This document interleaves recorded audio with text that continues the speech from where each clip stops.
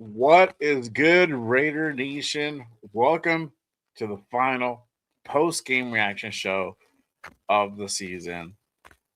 Fucking Raiders pull it off in a dramatic fashion. Probably one of the better days to be a Raider fan. We're going to go ahead and talk about this. We're going to talk about the draft and much more on the post game reaction show, the final one for the 2025 Raider season. So, without further ado, let's go ahead and kick this thing off. Here we go.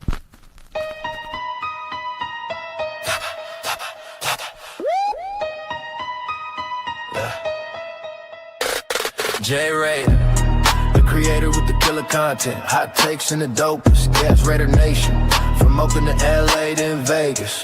Nothing greater than the Raiders, only facts. Just Raiders, just Raiders, just Raiders. Stand up, just Raiders, just Raiders, just Raiders. Welcome to the channel. It's called Just Raiders, baby. If you ain't subscribed, then you gotta try. Just Raiders, baby, nothing but love for the Raiders. Been an OG before 93. Shout out to the nation, they always crazy. So nation, ride with me, taking over my style. It's amazing, making hits like Max on the blitz. The silver and black, on the attack. They on the map, if you a fan and you with that. J Raider, the creator with the killer content, hot takes and the dopest. Gas Raider Nation, from Oakland to LA to Vegas. Nothing greater than the Raiders, only facts. Just Raiders, just Raiders, just Raiders, just Raiders, just Raiders, J Raiders, just Raiders, just Raiders, just Raiders, just Raiders, just Raiders. Putting on shows like Brock on the go. We just like J Raider, the innovator, making shows like Good Morning Raiders, the originator. Raiders unfiltered, raw, never censored. The post game reaction, nothing but action. Just Raiders, baby. Just Raiders. Just Raiders, baby. J Raider, the creator with the killer content. Hot takes and the dopest, yes. Raider Nation, the only nation. There ain't no question. Just win, baby. Win, baby. Just win.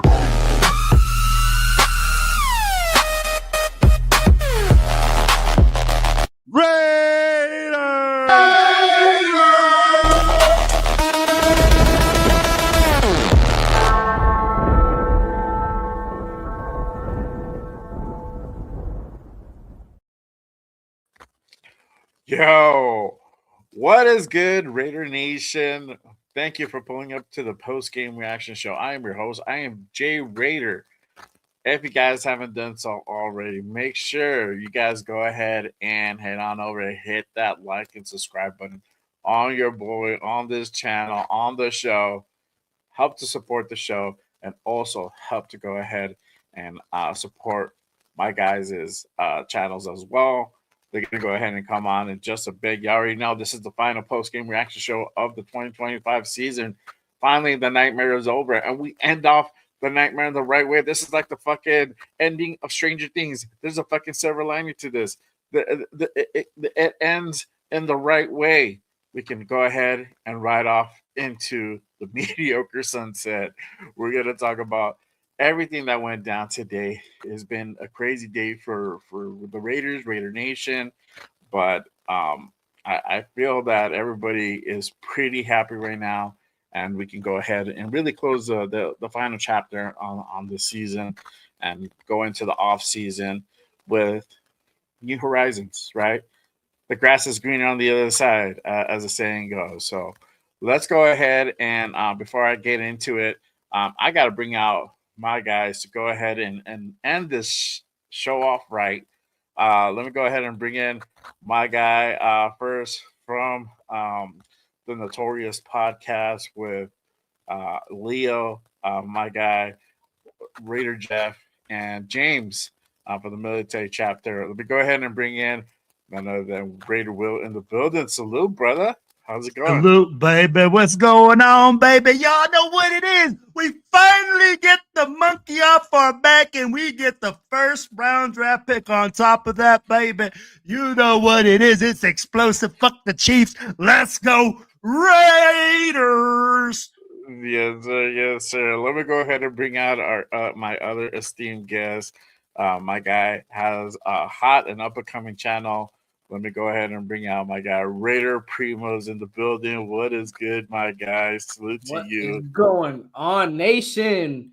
We won. We got the first overall pick. Christmas came late for the nation, but man, I am happy. Man, I am happy. I'm excited. Raider therapy. Hey, maybe we don't need it, but hey, definitely lots to talk about today. Definitely a lot. Yes. I want to go ahead and do this real quick. The number one pick.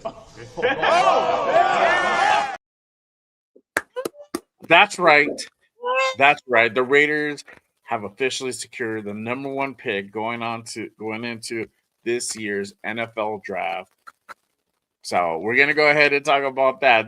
This news came before the game, and it really did help the team to kind of go ahead and just focus on the game and not really worry about the other drama that goes around getting the number one pick. That was already taken care of. Thanks to the New York Giants. Appreciate you guys pulling off the win. I honestly didn't think you guys had it in you to beat the Cowboys. Sorry, but not sorry. It's just facts, bro. But hey, you guys won in impressive fashion, 34-10.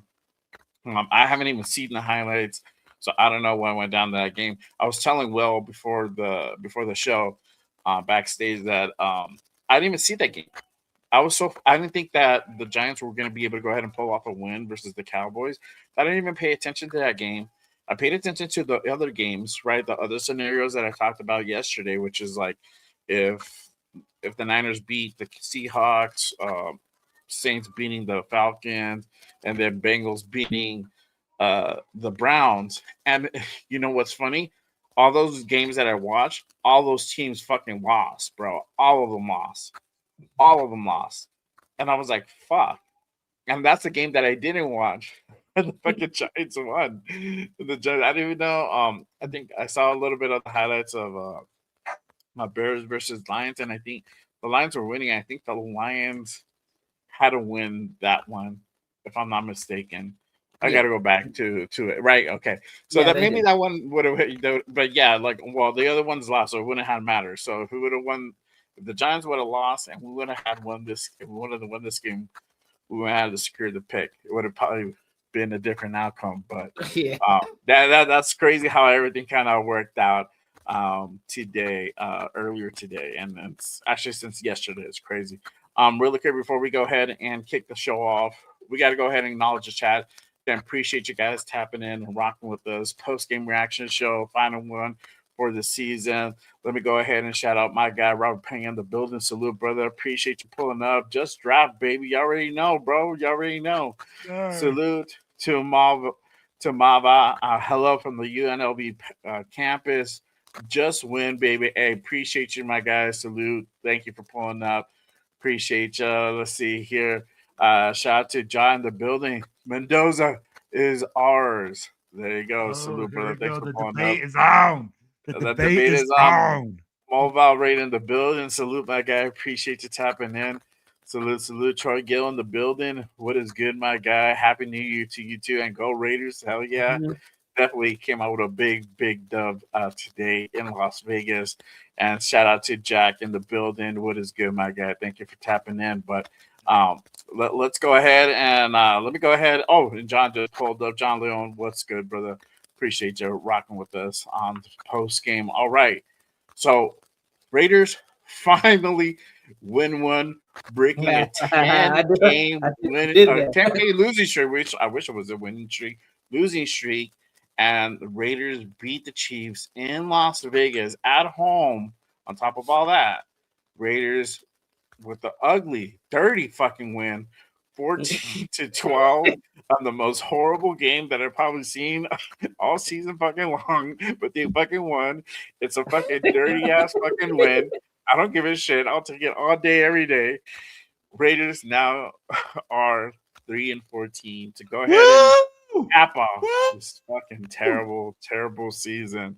But man, this is, mind you, I don't have the banner for it, but this is the first win, a first divisional win since 2023 We were 0-6 last year. I'm sorry, we were 0-6 last year, Yeah. and up to this point, we were going to go ahead and follow suit. So we just went ahead and broke that apart.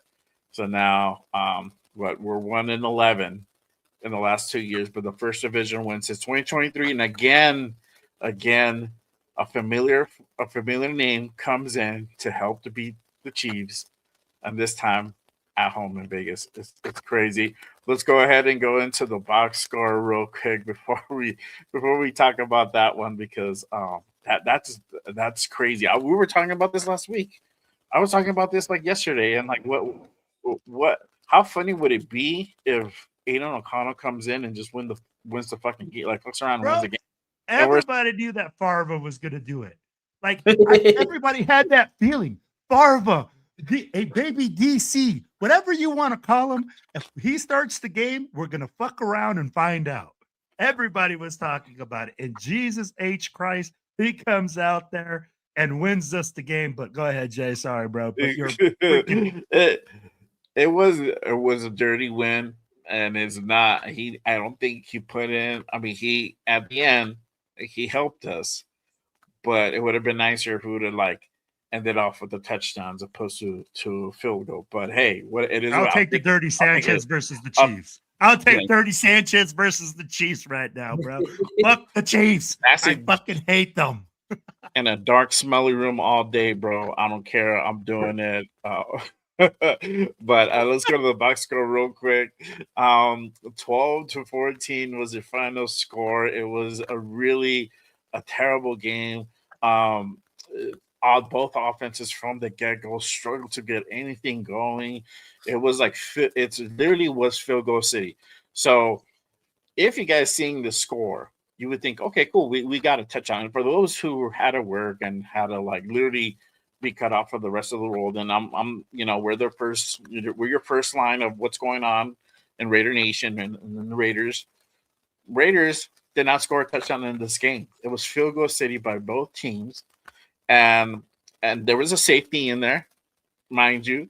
So that's the reason we got 14 points, but no touchdowns in this game. Again, very, very similar to that 2023 Christmas Eve or Christmas Day win. Again, another bad performance. Those both teams were terrible. But let's go ahead and go over the box score. Total yards, it was 168 for the Chiefs, 204 for the Raiders. Passing was 84 yards to 86, so virtually identical. Rushing yards, the difference maker here, 84 yards to 118 on the ground for us. So we're having a bigger day on the ground.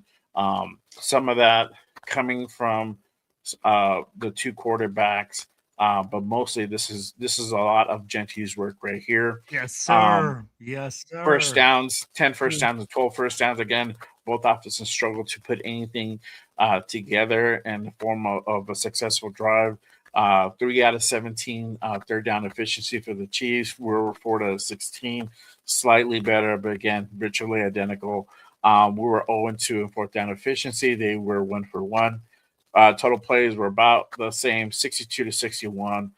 But I think this is the difference maker as well on defense. Defense literally came out and balled out. They had a fucking day. We're going to talk about that in just a bit. 8 sacks put on these Chiefs quarterbacks today. Crazy, crazy, crazy. We only allowed 3 sacks. I was almost close. I said we get about 4 sacks. Aiden was going to get about 4 sacks. I think he only got about 2 in the game, or maybe 3. He was out there for majority of the game.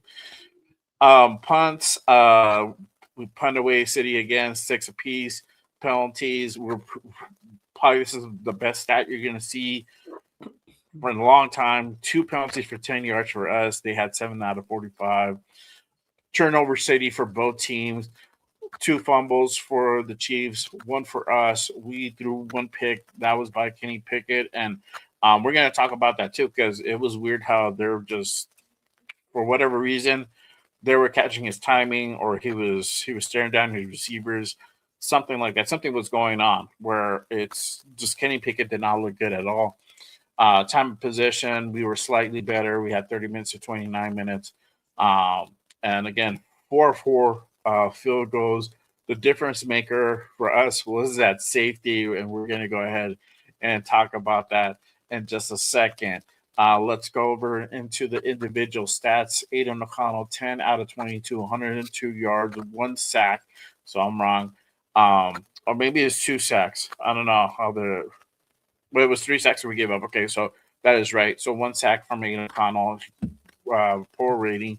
59.3 quarterback rating for Aiden O'Connell. Kenny Pickett was just 1 of 4, 3 yards. And that big interception he threw in the beginning of the game. Rushing yards, Ashton Genty, 26 carries, 87 yards, 3.3 per clip. Close. He came so close to reaching the record first that trying to go ahead and break the record of most scrimmage yards. And then the second one being trying to hit that 1,000-yard season. He was very close for the scrimmage yards. He was only 4 away. He only needed 91 yards, so he was 4 away. He was just that close. And then the scrimmage yards that he had to hit about 112 to be able to go ahead and eclipse Josh Jacobs. He fell short on that. And I was looking at it throughout the game, and I was kind of seeing where he was at. And he was at 64. I'm like, okay, cool. He probably has a shot if he's able to go ahead and get a big run. He might be able to go ahead and get that record. But Chiefs were pretty good on their run defense. They were stuffing a lot of runs. Kenny Pickett, Aiden O'Connell, Zamir White, Trey Tucker, Shedrick Jackson, Paul Mao, they all had 1 yard rushing, minimal yards. Receiving, though, Big Mike leading the way with 3 receptions, 47 yards. Again, quiet out over the air. But Big Mike coming through clutch at the end to go ahead and help us go ahead and set us up for that game-winning field goal. Trey Tucker, 2 receptions, 30 yards. Shedrick Jackson, again, came up with a big first down. He had 1 reception, 11 yards. Genty, 3 receptions for 7 yards. Again, quiet in the air as well. Tyler Lockett was 1 for 5. So was Zamir White. Defense, again, the defense came out and fucking they were like a team possessed. They were a squad possessed. Tyree Wilson probably having the best game of his career.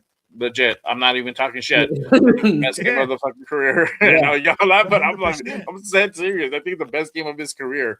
He had 5 tackles, 1 assist, 2 sacks, 2 forced fumbles, and then one of those sacks being a safety to go ahead and also help us secure this victory.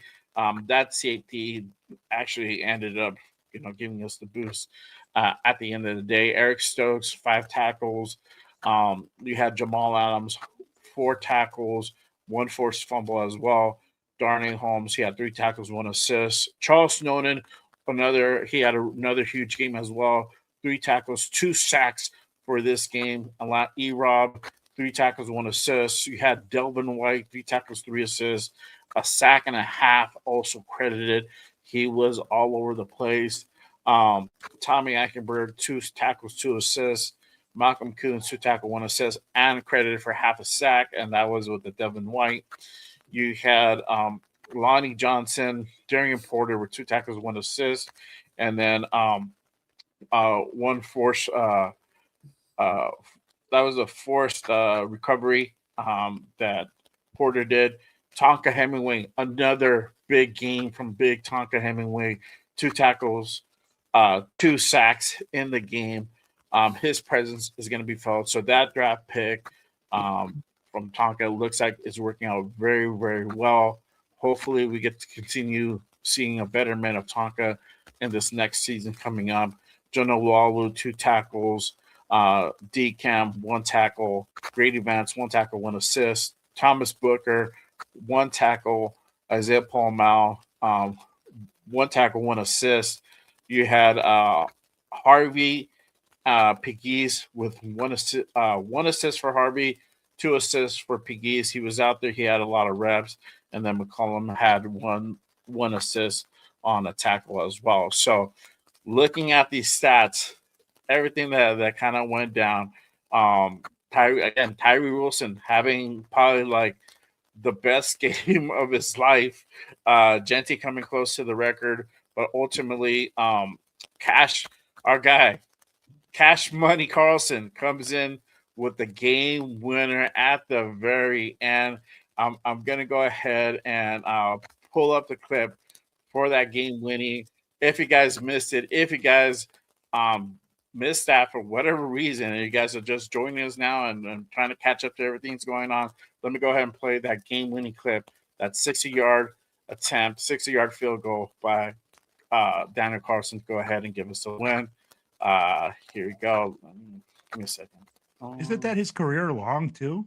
Yeah, That is a career long for him too. There we go. All right, here's the attempt from Cash Money for the game winner.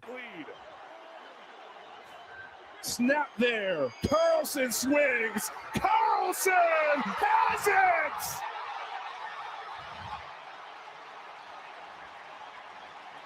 Thank you, Jesus. Woo! Bro, undefeated in 2026.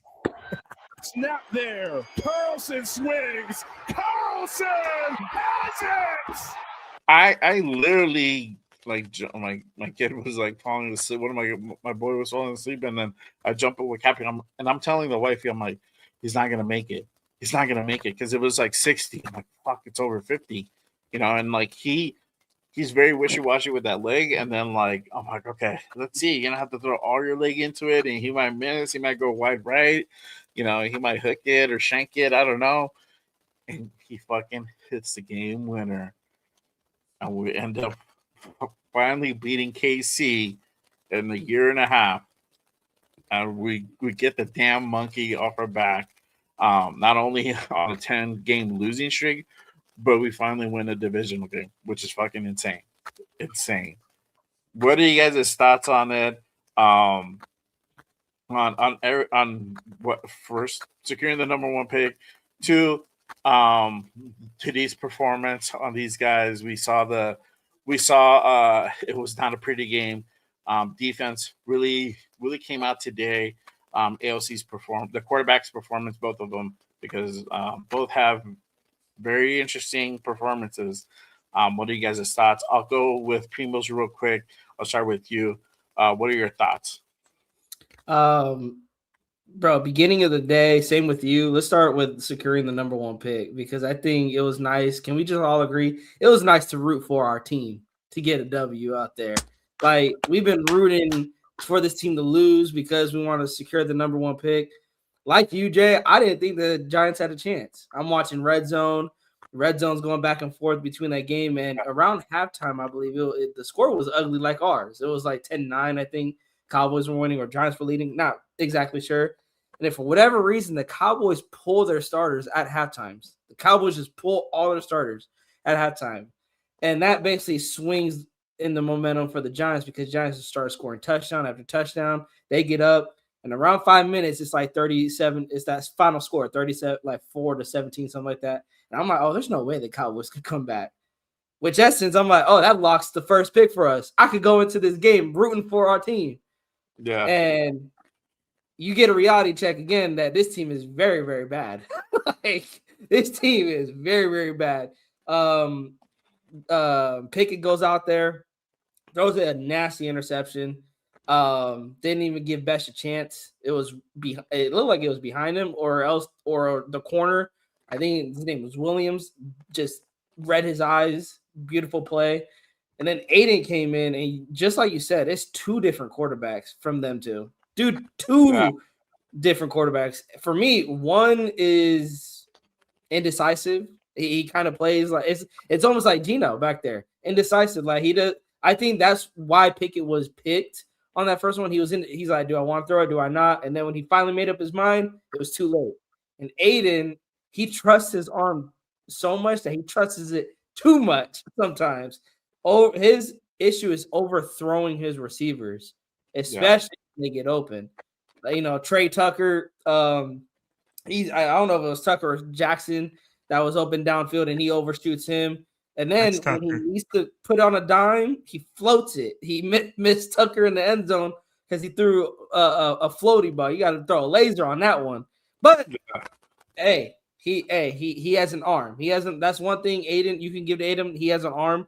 People wanted to build around him because he had that arm, but I think at best Aiden is showing he's a good maybe quarterback 2. He's serviceable as a quarterback 2. We have him 1 year left on his deal for his rookie deal, so I'm not mad at him possibly coming back and keeping him as a quarterback 2 or even a quarterback 3 because, like I said, if they do go the route with Mendoza, and again, that's if they choose that, I would. This is my choice. I'm not saying they will do this, but I would sit Mendoza quarterback 2, Aiden quarterback 3, and then bringing in a bridge guy quarterback 1. But all in all, enjoying the win, enjoying the first overall pick, lockup. I mean, can't complain, man. Can't complain.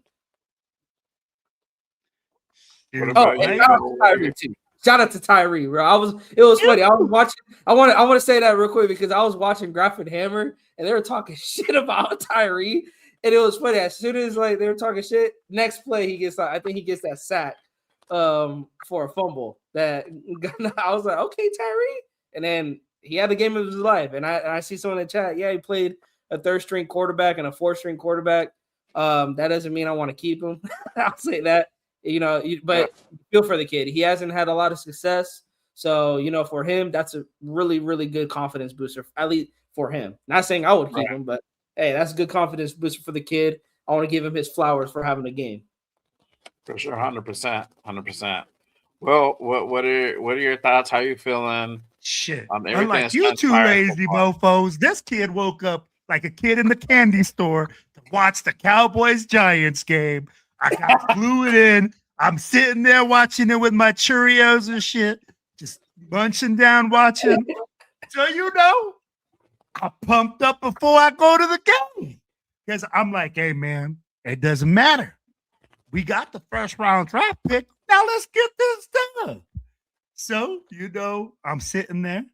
I'm eating some St. Louis style barbecue ribs because, we going to be smashing on them Chiefs. I'd be like, right now, people are going to be saying, hey, man, we played a 3rd string quarterback. We played with our 3rd string quarterback, motherfuckers. It's not like we was out there throwing a bunch of stars out there and they weren't throwing a bunch of stars. Tyree had a hell of a game. I mean, like, people are going to be bagging on him that, yes, he did go a 3rd, but was it the 3rd string tackle? Was it the 3rd string guard that he was beating on every play? No. They didn't pull those guys. We got to call a spade a spade. He played against the guys that he had to line up against, and he had a great game. Malcolm Kuntz, where the fuck were you? Malcolm Kuntz was looking for an extension. One time, I think. Exactly.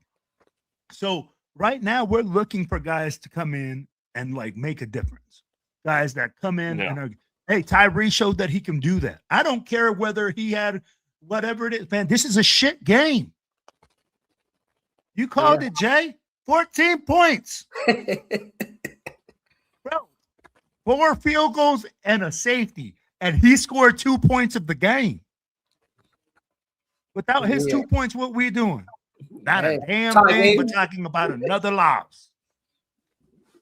Straight up. Yeah. So, hey, man, it's a great day to be a Raider. And 2026 has started off with a bang. We got our 1st round draft pick. We start something to be excited for. Hopefully, Spytech makes the right decisions in the offseason. And this is where we're going to talk about it, right? People are going to say, hey, man, literally, are we going to draft Mendoza? Who are we going to take a quarterback? Right now, just talk to me about who the fuck we going to get to coach this damn team. Yeah. We're going to talk about that in just a bit for sure. We're going to get into the whole talk, the whole off-season talk. Absolutely. I got that lined up. But, yeah, man, I mean, honestly, like, I'm happy that, for one, we secured the number 1 pick. But on top of that, I think the icing on the cake was to beat the fucking Chiefs. Yep. And then my little side piece would be to win our first divisional game. And we finally got that monkey off our back too, because that sucks. That's, I don't care, and it's fucking hilarious when I see that stuff. When I see those comments, like when we played, the 3rd, the street guys, or whatever. I'm like, you know, we have our street guys on the field. You know, half of the quarter of those guys are street guys. Most of them are second and third stringers as well. So we Hey, shut down our key It starters felt like a this past preseason game. 100. 2 weeks ago. Yeah. So Yeah. this Yeah. is a preseason game. But either way, we still went out and beat these guys. Hey. I don't give a fuck. It's by a point. I'll still take it because I can talk shit going into this Oh, bro, offseason. best believe it. We was in Vegas right now. Bro, Yeah, I'm talking all the shit to Chiefs fans. I'm like, fuck your team. Y'all motherfuckers lost again to the fucking Chief Killer, AOC. Y'all again lost The to Chief fucking Killer. Raiders, Calm worst team in down. the NFL. Calm down, Jay. Chief Killer. The Chief Killer. That's what he's dope. done. That's what the people are dubbing it. I don't know, bro. If he stays on another year and he fucking comes out and beats the I'm Chiefs not again hating in on it. terrible fashion, I'll be like, this guy's the Chief. Hey, for a long time, I didn't want to admit Anthony Dalton was a Raider killer, and like, sure enough, this dude every time he plays this, no matter what fucking team he's on, he always whoops our ass. So maybe we found the Chiefs' kryptonite after all in the form of AOC. It's not pretty, it's not great, but it fucking works. So who cares? I'll take it all day, every day.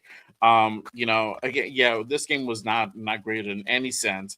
But you know, who at this point we were honestly playing for bragging rights and we're playing for pride. And we Yeah. came out. The guys played hard. You saw that. There was like effort.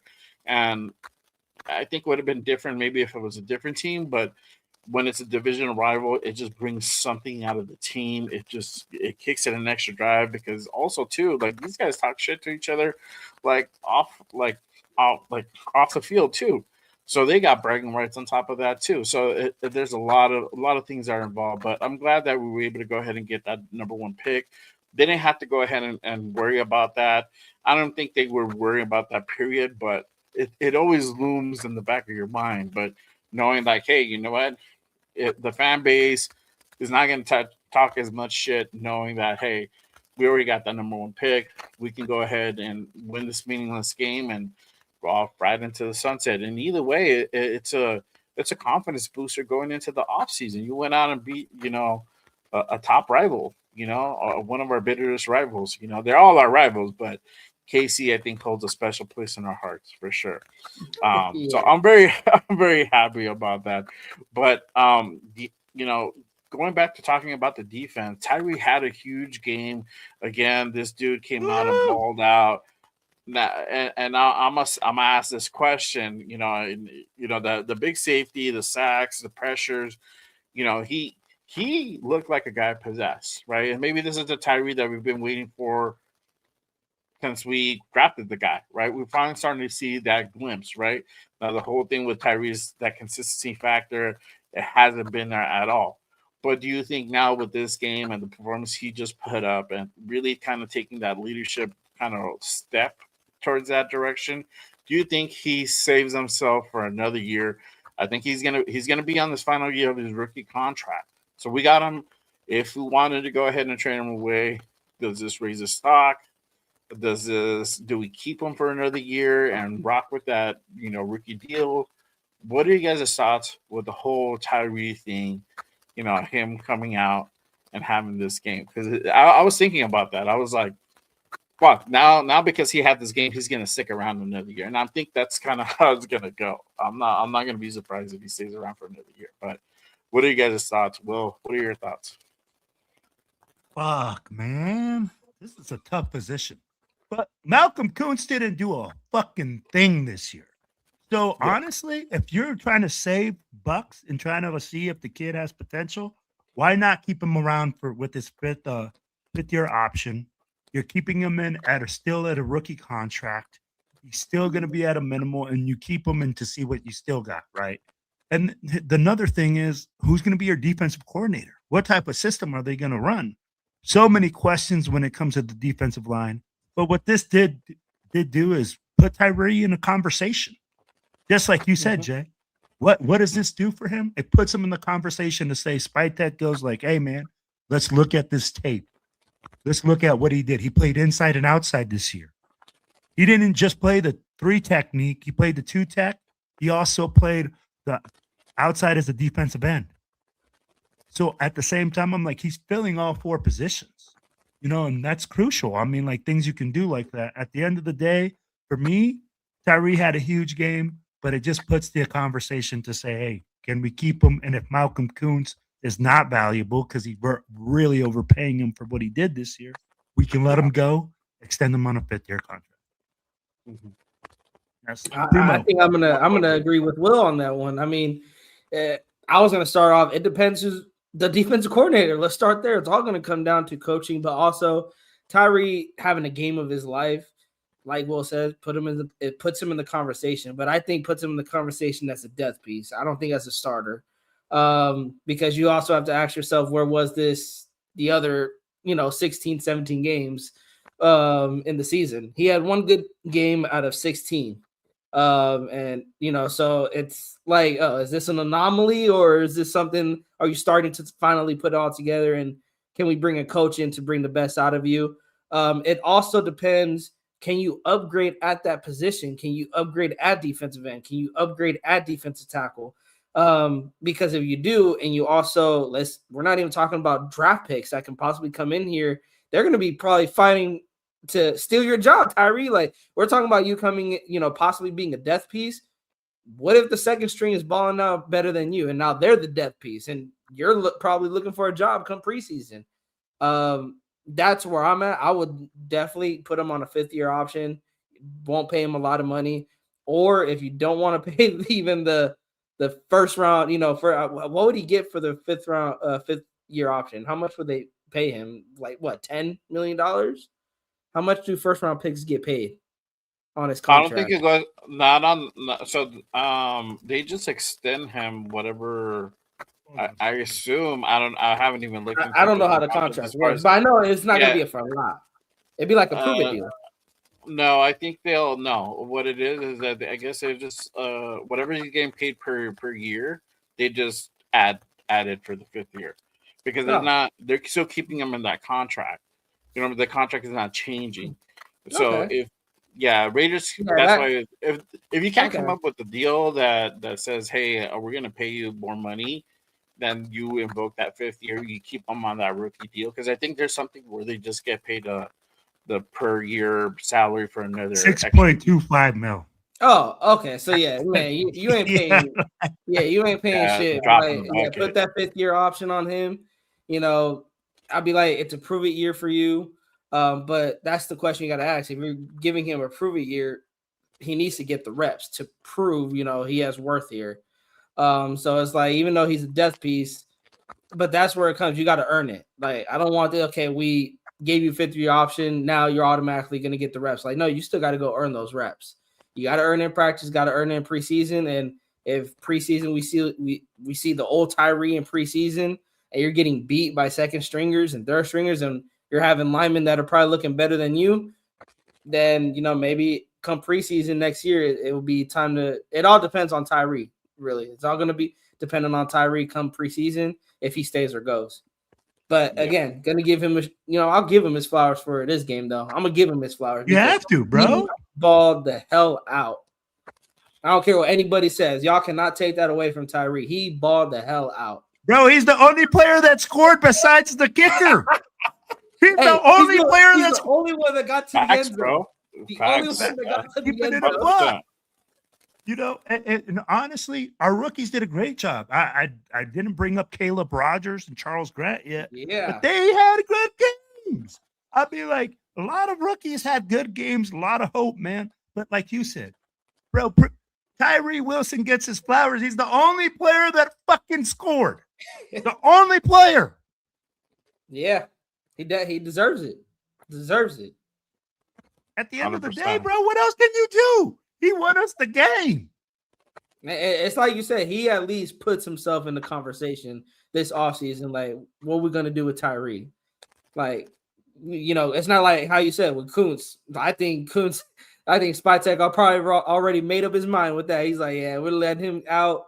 But with Tyree, what do we do with Tyree? Do we bring him back? That's what you want to do, though, to the GMs. You want them to know your name. You want them to be like, man, we might have to think about possibly bringing this guy back, at least in the conversation, because we know this. The NFL is connected. If Tyree doesn't stay with the Raiders, another team might pick him up and be like, you know what, we could probably get the best out of him. Bro, what has happened with so many defensive players for the Raiders? Demetrio Autry, he's going out there freaking balling out for the freaking Texans. We got all these guys that are all over the league balling out for their teams. And then what do? Oh, we're just going to let them go. Oh, they're a bust. We're such great experts as Raiders fans that we fucking call everybody a bust, and every dude that leaves as a bust becomes a fucking Pro Bowler on the next team. Yeah, and we notice it comes down, and that's why it comes down to coaching. That's why I want to see what we do at DC, and I would love to give Tyree another shot. At least, come training camp, preseason, and if they keep him on the 53-man roster, man, give him the reps. Like, let's see what let him go out there and prove himself. And if he can't prove himself, then it's time to move on. Absolutely. Jay, your mic, we can't hear you, brother. Sorry, I muted I was doing something.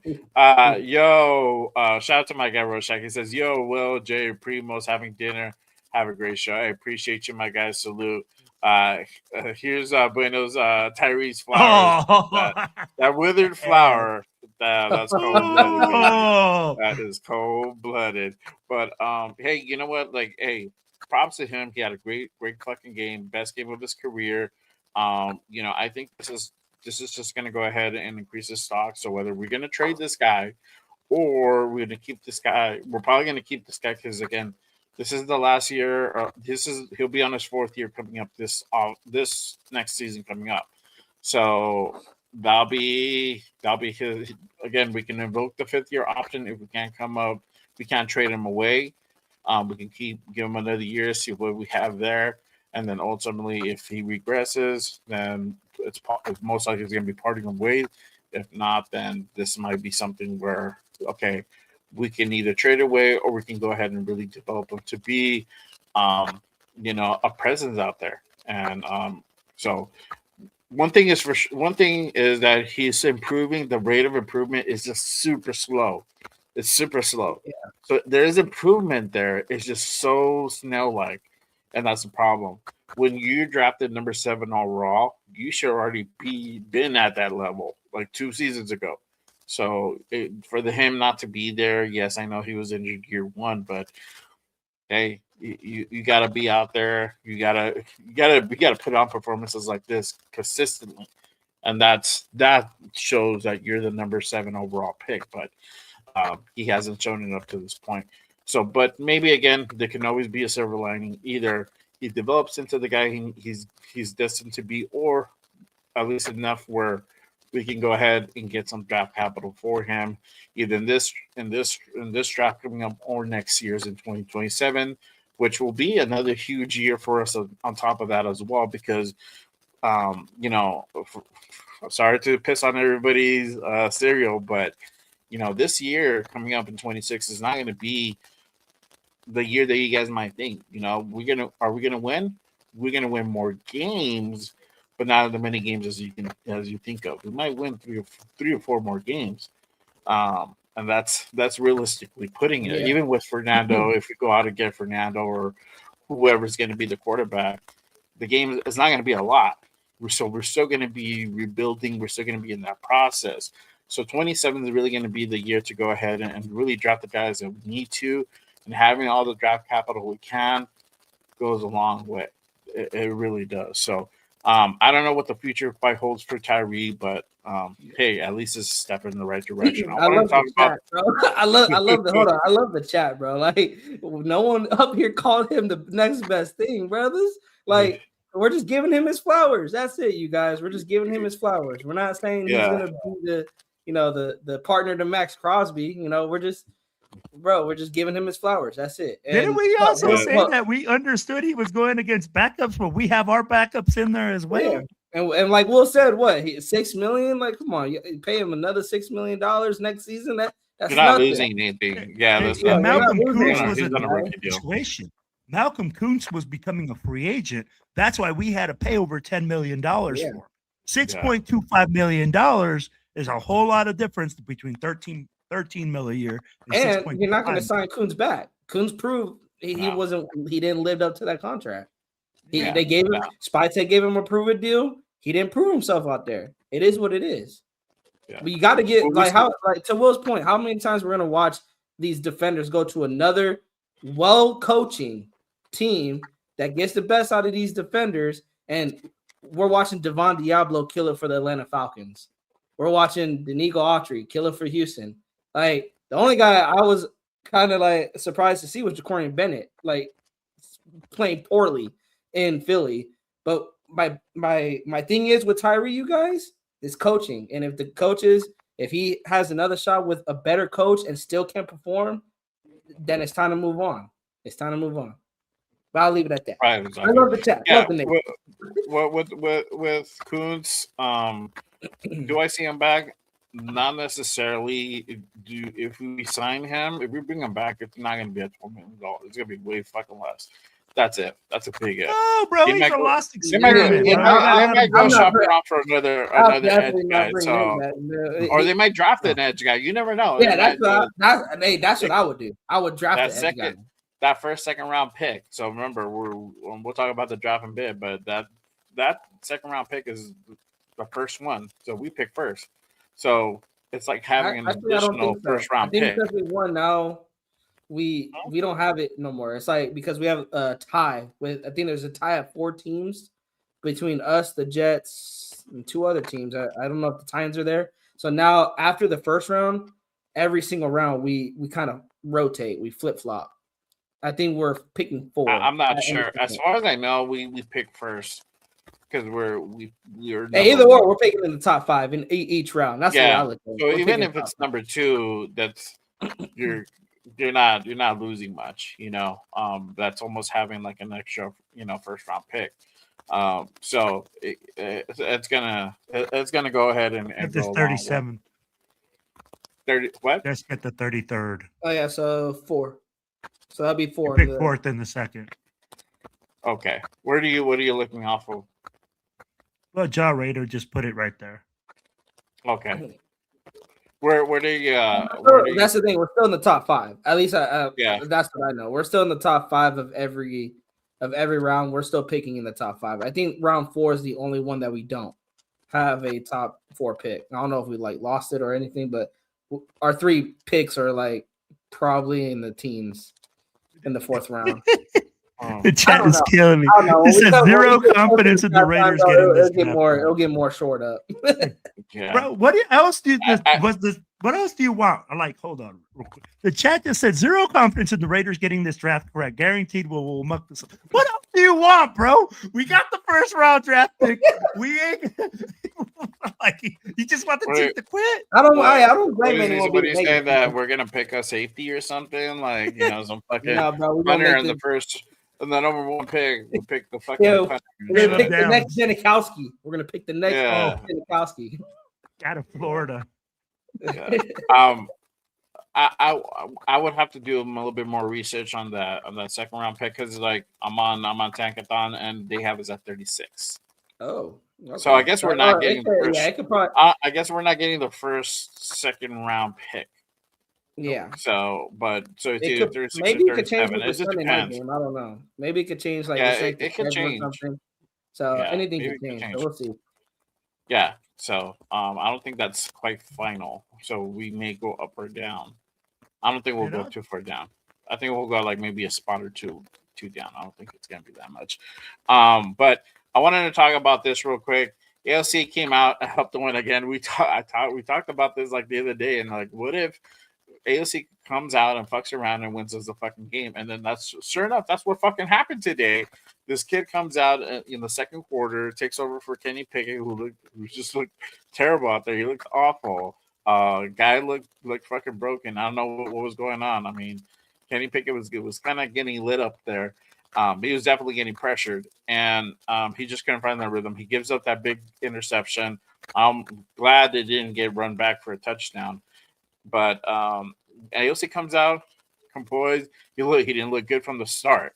He didn't. He had a couple high throws. But once he started kind of handing it off, he started finding a little bit of rhythm. But he made some couple key throws, even though this was not a high throw game. He did make some big throws when it counted, especially towards the end with finding Big Mike to go ahead and set up that game-winning field goal. What are your thoughts with the whole AOC? Obviously he's going into his final year of his rookie deal. Do you guys see him staying with us on a long-term basis? Do you guys think maybe after this year he's gone, or you guys think like, hey, this guy's gonna get shipped out? He's already ran out enough lives. He's gonna be shipped out at some point in the offseason. He's gonna be released or cut. What are you guys' thoughts with AOC, this performance, and his potential future? I'll start with. Okay. You want me to go first? I'm I love me some Super Trooper Farmer out there today, baby. I've been porn stash and everything, bro. I'd be like, hey, for me, I'm going to tell you what I like about this kid is something that a lot of other people don't see. Bro, this guy has already had a turbulent career. He's already had a ton of offensive coordinators. He's already had all these other things, and he don't fucking complain, bro. He don't sit there. You don't see him going out in public and saying, oh, poor me, feel sorry for me. He came in there, man, did what he was supposed to do. And I'm going to tell you like this, bro. Pickett was a lost pick. Yeah. Pickett went out there and really showed that as a 5th round draft pick, he was a lost pick, Primo. And then we look at that.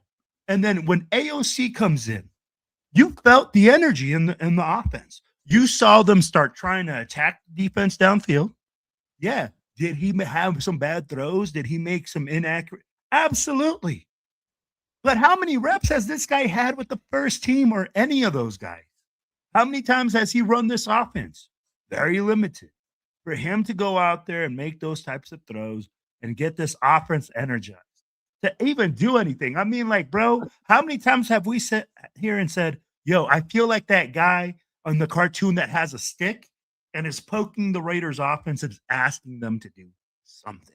Yep. Just show some remnants, right? And he did a better job than Pickett. At the end of the day, man, to say AOC had a great game and that we're going to make him a franchise quarterback, absolutely not. Yeah, no. No. This doesn't take that off, Mendoza or that talk off the table. Yeah, this doesn't. But what it does do is say, hey, man, we have a guy that can come in, take some pressure off a starter, get a couple reps, and keep a team at least somewhat coherent. I'd be like, let's be real. He had a better game than Geno Smith has had all season long. Our starting quarterback. He didn't throw a pick. Exactly. And I'll tell you this. Pickett, Geno's likely gone. Pickett is gone. Aiden is the only guy you got in the room until free agency and the draft. That's why I say you might have to lean on him, but he's not going to be quarterback 1 or even quarterback 2. You guys he's another name on that depth chart just so you can have it, just so you can fill the spot at the quarterback position. But yeah, continue. Well, sorry to cut you off, brother. No, bro, you're right. What you do is you say, hey, you got a guy there that if Mendoza gets drafted, right, can come in and say, hey, Mendoza, you're protected. Because let's be real, we have to look in the offseason and see what we do in the offseason. Mendoza coming here is not the solution to us getting wins. We need offensive line pieces. We need weapons around them. This kid is going to need other things. And that's where people go in and say, oh, yeah, yes. So having AOC is a great benefit for Mendoza because it allows him time to sit there and learn. Yep. So go ahead, Primo. I mean, like, you got it, baby. He's been, the thing is, Aiden has been, the thing is, you guys, we're talking about Aiden. We got to go into this offseason. Let's start it. Who's going to be here? Who's going to not? You got to think about this long term. Would I have Aiden as a long term, even on a long term contract as a backup? No, but rookie deal, you're paying him next to nothing. Why not keep him on this roster for another year? Like Will said, if you draft Mendoza, you're likely going to, I don't want to say you're likely going to sit him. I think we can all agree that would probably be the best thing to do is sit Mendoza for a year, let him develop behind quarterback one, and even have Aiden help him along behind the scenes. Aiden has been here for the last 3-4 years. He's taken shot after shot, playing with a terrible offensive line, playing with Brock Bowers being his number one wide receiver, even though he's technically a tight end, and at times with no run game. And even today, Genty had 80 something yards, but it was a grind to get those 80 yards. This offensive line could not block when it came to running the football. Yeah. So Aiden has seen it. Aiden has played with a terrible offensive line. He's at times played with a defense that has made stops, the Christmas game, and a defense that has given up tons of points. He's been on the good, even though there's not been a lot of good in his career, but he's been on that a little bit of good and a lot of bad. All this to say, you guys, other than having a great starter, you guys, you need to have a great backup, a guy that can come in case your starter goes down. He can still win you a couple games. Look at Indianapolis. A manager. Look at Indianapolis. 7-1. Daniel Jones goes down. That season was a wrap for them. Once Daniel went down, season was over for them. I mean, you can even say, I think, was Baker hurt for a little bit? Because Bugs fell off too, when 2-7. I think Baker was for a little bit, yeah. Yeah. So all this to say, you guys, even when Mendoza eventually takes that starter position, you might have to look at, do we keep Aiden as a quarterback too, even at long term? Me personally, I wouldn't. I would try to go upgrade I think you could upgrade at the backup quarterback position, but you guys, a backup quarterback is maybe just as important as looking as a starting quarterback, because injuries happen. Injuries are part of the game. When DC went down, I think I can speak for everyone that our hearts sank, because we knew McGloin wasn't going to come in and win you a game. Bro, look at Connor the Cook Chiefs. wasn't going to come in and win you a game. Your backup quarterback needs to be able, like Will said, at least to the max be a game manager, at least be able to manage the game and be able to do what Aiden did today. Make some throws, get your team in field goal position, and go kick the winning field goal. It was an ugly game. It was very, very ugly. But what did Aiden go out there and do? He just won, baby. That's all he did. It didn't matter how he did it. That's the thing, you guys. We have to stop putting an asterisk to these wins, because it is just win, baby. Doesn't matter how we did it. Doesn't matter how it looked. Was it ugly? It was ugly. But next season, if we do win, there might be some ugly wins. But at the end of the day, we will take it. If we win the Super Bowl by 1 point, y'all, it could be 2-0. We win the Super Bowl. I don't care. But again, that's far-fetched. But what I'm saying is, it doesn't matter. He won. And if he could come in, let's say your starter goes down, he could win you 3 games. Your starter being out for 3 to 4 weeks, and he could go 3-1. I'll take it. I would be able to take it. But again, if you could upgrade to that position, go ahead and look. Don't just, Aiden is our guy as a backup quarterback. No, go upgrade it. If you can't, bring Aiden back, and you roll him back as quarterback too. Like I said, guys, Mendoza is the guy for me at quarterback 1, at least in the long term speaking. Aiden, he could possibly be a quarterback 2 as a long term speaking. Yeah. Mind you that AOC hasn't played since preseason. So this is, like we said, this is his debut. It was his debut. And, what I saw is what I expected. I didn't expect a whole lot. And I expected some terrible throws, and that's kind of also what went down. And he made some good throws, and you're right. He played a way better game than Geno Smith for sure. He did not give up a pick. Came close, but it was just he has a better read. So clear difference in between those two guys. I think anybody at this point is better than fucking Geno. I think my grandma would be better than Geno. But get her out there, Jay. Get her out there. Bro. Oh, not no more. Now I think we're good on that department. Hopefully this offseason. But whatever you want to do. Look, AOC's on this last year of his rookie deal. Another guy, same thing. He's in that same situation. So it doesn't hurt you to keep him on the roster for another year and decide what you want to go ahead and do with them. if you want to go ahead and extend him and keep him in as your backup quarterback, you are able to go ahead and you're able to do that. That's not a bad move. That's actually a semi-smart move. For the reason being that yes, Aiden O'Connell is never going to move the needle. He's never going to get us to the playoffs. But again, he is that game manager. He's familiar with a lot of guys on this team. That continuity does make a difference. And that's why I think he survived this long. I honestly was like up in the air whether he was going to stay on the team this year or not. And I think maybe there was a point where I think he might have come close to being released, but for whatever reason they didn't pull that trigger. But being on that 1 year contract, you have options. You can either, if you want to utilize him as a bridge, you're able to do that. If you want to put him as a backup, have him be there for Mendoza or whoever's going to be the QB, you could do that too. Doesn't necessarily have to be QB3, but he's always going to be that backup quarterback, right? You always have that little wild card in your pocket that you can go ahead and utilize if need be in AOC, right? So again, he does have that big arm. He can go ahead and sling it. Accuracy, as we see, is slightly better than Gino this year, right? So you have that, but I think he's still going to be on this team for this year coming up. I don't think we release AOC at any point in the offseason. Ultimately, that's up to the head coach, if whoever comes in next, and the OC, what they want to do there. But I think it's in everybody's best interest, and it doesn't hurt you financially to go ahead and keep this kid on for another year on a rookie deal. Now, I wanted to go ahead and kind of address the chat, on the whole Brady thing, right? So, shout out to Ja. He says he trusts Brady in building an online. Bro, I don't want no part-time owner doing full-time decisions. Hold on. Let me go through some of these comments real quick. Brady's in love with them with Mendoza, yes. And I think that's gonna make a big influence.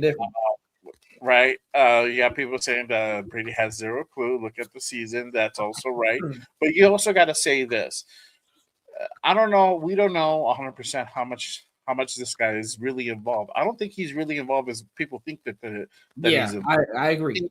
I think it's just like a lot of consultative type of conversations that was had in the off season that may also happen from here and there. Brady is not in Henderson all the time, but he's there maybe like once every few months, a couple months, if that. Maybe during prime time game. Yeah, he's not there as much as you guys would think. This guy he might have an office, but that office probably closed, 3/4 of the year. Like I don't think he's there as much as everybody thinks he's there. So with that being said, he has his own things going on with Fox, endorsements, all this crap. When he's probably approached for certain scenarios, then he'll go ahead and give his expert opinion or opinion, whatever you want to call it. And that's where, you have that. Now I know there's things that have come out that says he's going to be more involved this year. Right. We heard that. I don't know if people forgot. That was said last year too. And how much involvement we have that. Well, I really wasn't part of that decision-making process with the whole Shador thing. And then you had things come out on Cam Miller, and you had things come out on this thing. You having reports that, the whole Chip Kelly hire was not Pete's hire, was more Brady's hire. So you're having all this shit just come out. So I hope this time around, now that Spytek is here, he's able to go ahead and take the reins and really take control of what's going to happen with this team moving forward with the head coaching gig.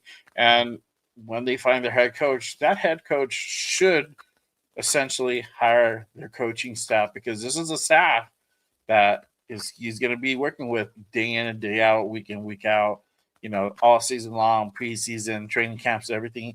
Again, the vision has to be aligned. I'm going to say that until it actually fucking happens. The vision needs to be aligned. It's not aligned. It's all fucked up and bent and crooked and going 10 different ways. And this is why this is the end result, a 3-14 season. I mean, the only positive thing that you can go ahead and really take away from this is now that we beat the Chiefs, and then 2, we got the number 1 pick.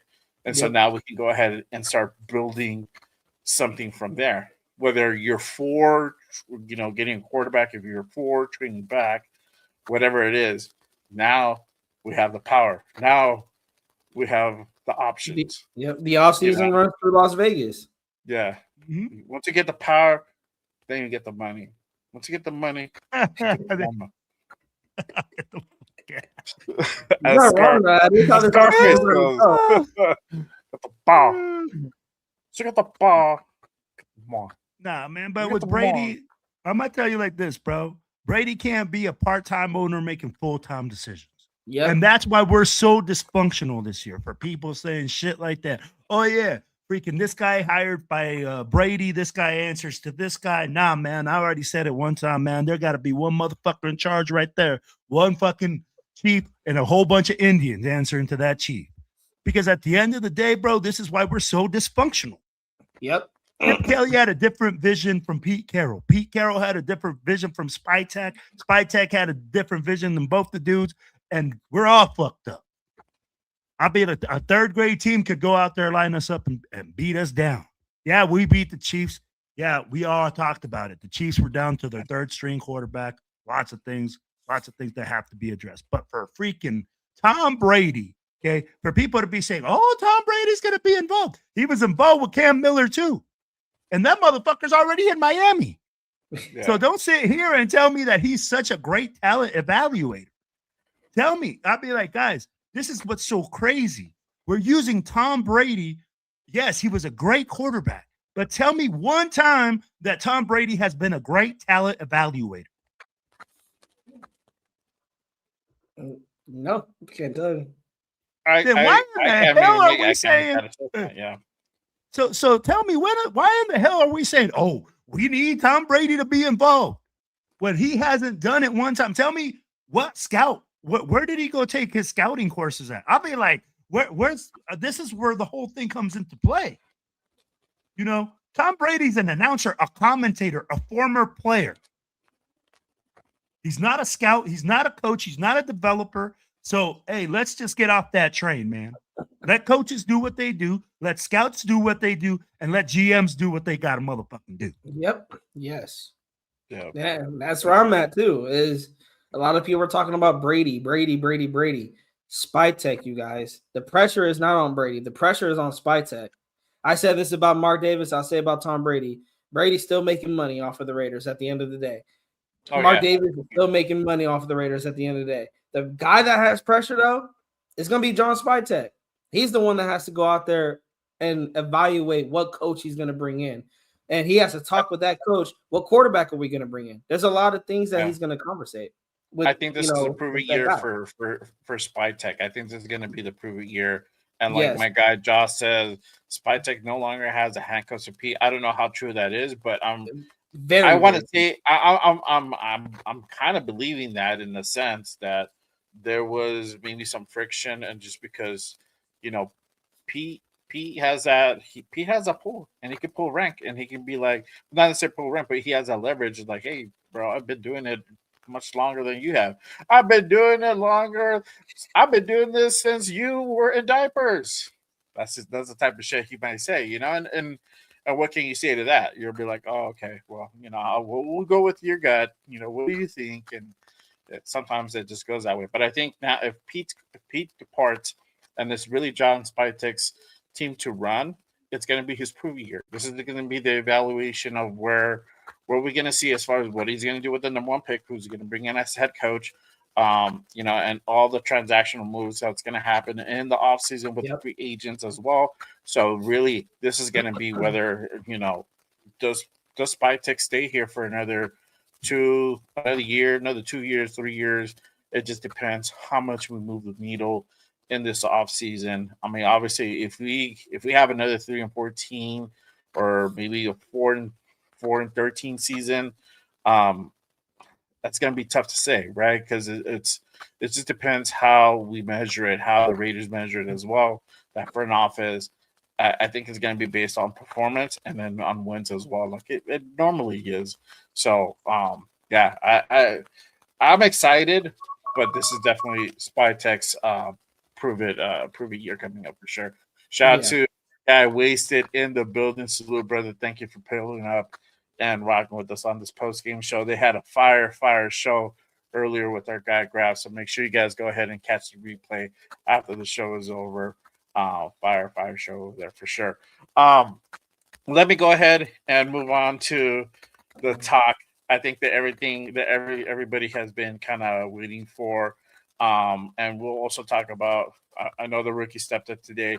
Again, huge game from Tonka. Ashton Genty had a great game. Piggies showed like Caleb Rogers. I don't know if you guys saw this. Real quick, I'll touch on the O-line. Caleb Rogers and Charles Grant played out there. Charles Grant played 3/4 of the game, unless I might be mistaken. But he was there since the second quarter. Once they made the Aiden O'Connell change, I saw 60 out there. And they were doing pretty well. Well. I saw Charles Grant. They did pretty well. I think Caleb Rogers held Chris Jones for a little while. I mean, eventually you're going to lose. You're going to eventually lose. Hey, he's a beast. Hey, that's a war daddy right there, bro. That's a war daddy. A couple times he held them at bay, and I'm like, oh shit, what the fuck? Okay, cool. Like, there you go, rookie out there, like, earning the straps. So that potential, I think, is really high on those two guys. I would definitely love to see more of them, and hopefully they can be a good part in this offseason coming up. Same thing with Tonka Hemingway and JJ Piggies. I hope they stick around. Jack Besh, again, did not get a lot of targets. I think he only had like 1 or 2 targets. Dante Thornton had like 1 target, so they really didn't play a whole big part. They really weren't impactful. But I think it's also the amount of opportunities you give those guys, especially more Jack Bash. I think if you give that guy more opportunities, he's able to go ahead and come through for you in a big way. So hopefully, we get to see more Jack Bash coming up in this offseason. But let's go ahead and go now to the talk that everybody's kind of been waiting for. The Raiders now have the number 1 overall pick.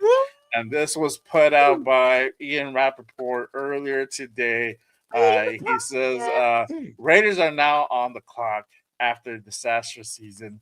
The Giants win today, secured the number 1 overall pick for Las Vegas. So we officially now have the number 1 pick going into the 2026 NFL draft, and I'm gonna go ahead and put this up. And as you see, oh my bad, I'm on the mock mode because I was trying to but see, you already have Tankathon. You already have Tankathon picking Mendoza number 1 for us. So there you go.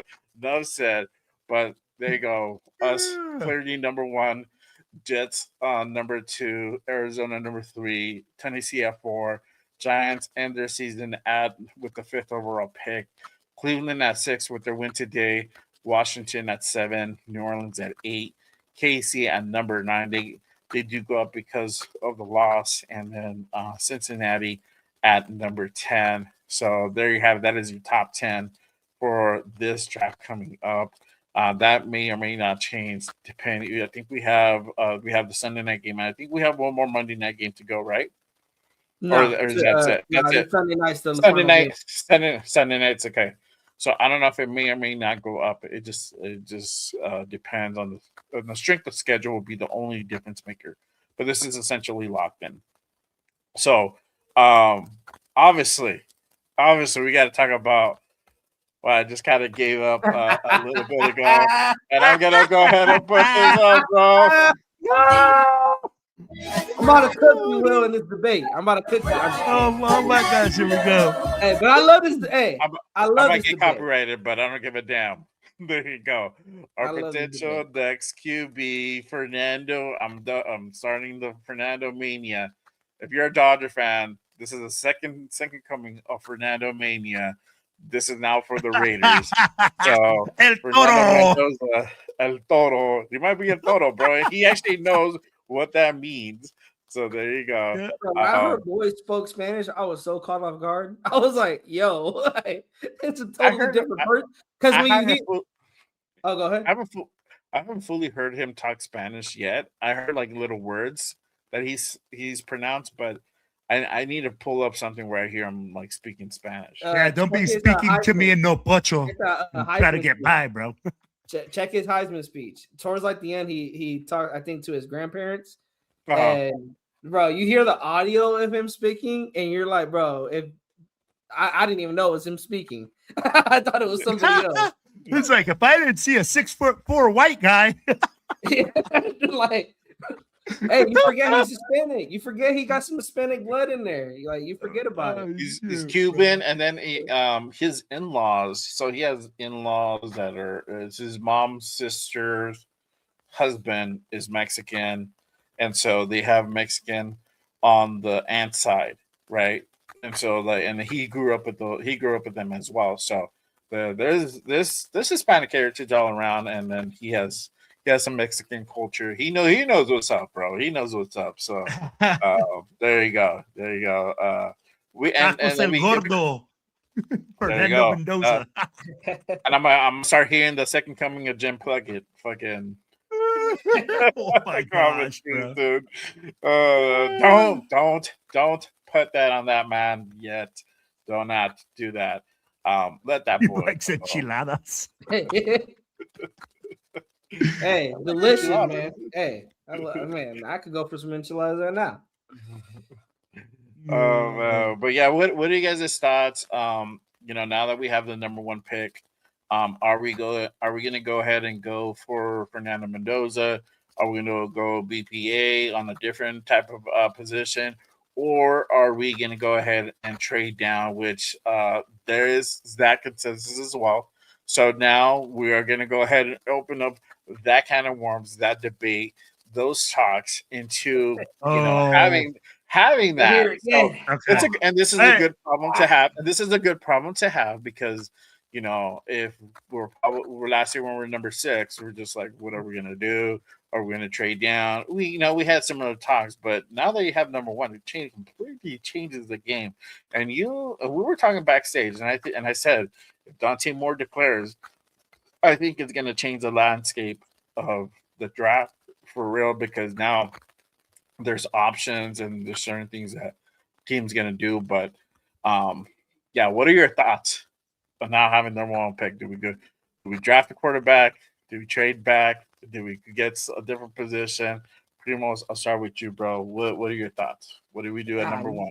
Put your GM hat on, bro. Yo, Raider Will. You ready for this debate, brother? You ready for this debate? Hey, I'm ready, bro. Hey, that porn stash is ready to go, so I'm ready to go. Bro, you know where I'm at. You draft Mendoza. It's been, look, you can build around the kid in the offseason. I've said it in training camp. The issue not only was Geno bad. Was Geno bad? Yes. He was bad because there was even times his offensive line held up and he still couldn't make accurate throws. He still was throwing interceptions. Is his offensive line bad? Yes, but it started with Brandon Carroll. It started with the coaching staff. It started with making shifts on the offensive line, unnecessary shifts to this offensive line. Was the offensive line great before the shifts? No, but they were serviceable. I was expecting, okay, you draft Genty, you go in there with JPJ as the center position, Meredith at guard, Parham at guard, Miller at left tackle, Glaze at right tackle. You're good. But then you're making a center, you're making a guard play center that never played center in his life. Fuck, you're making 2 guards play center that never played center in their lives in Kappa, and now it's Kappa. So it started with coaching for me. When it comes to the offensive line, I look at coaching was the problem. Do they still need to address it? Yes, they do. But are we going to act like Caleb Rogers didn't get drafted? Charles Grant didn't get drafted? And is it not like this offensive line was bad and they never seen the field, and then they finally see the field and they're out there performing? Like, I think we got something with them, at least depth pieces wise.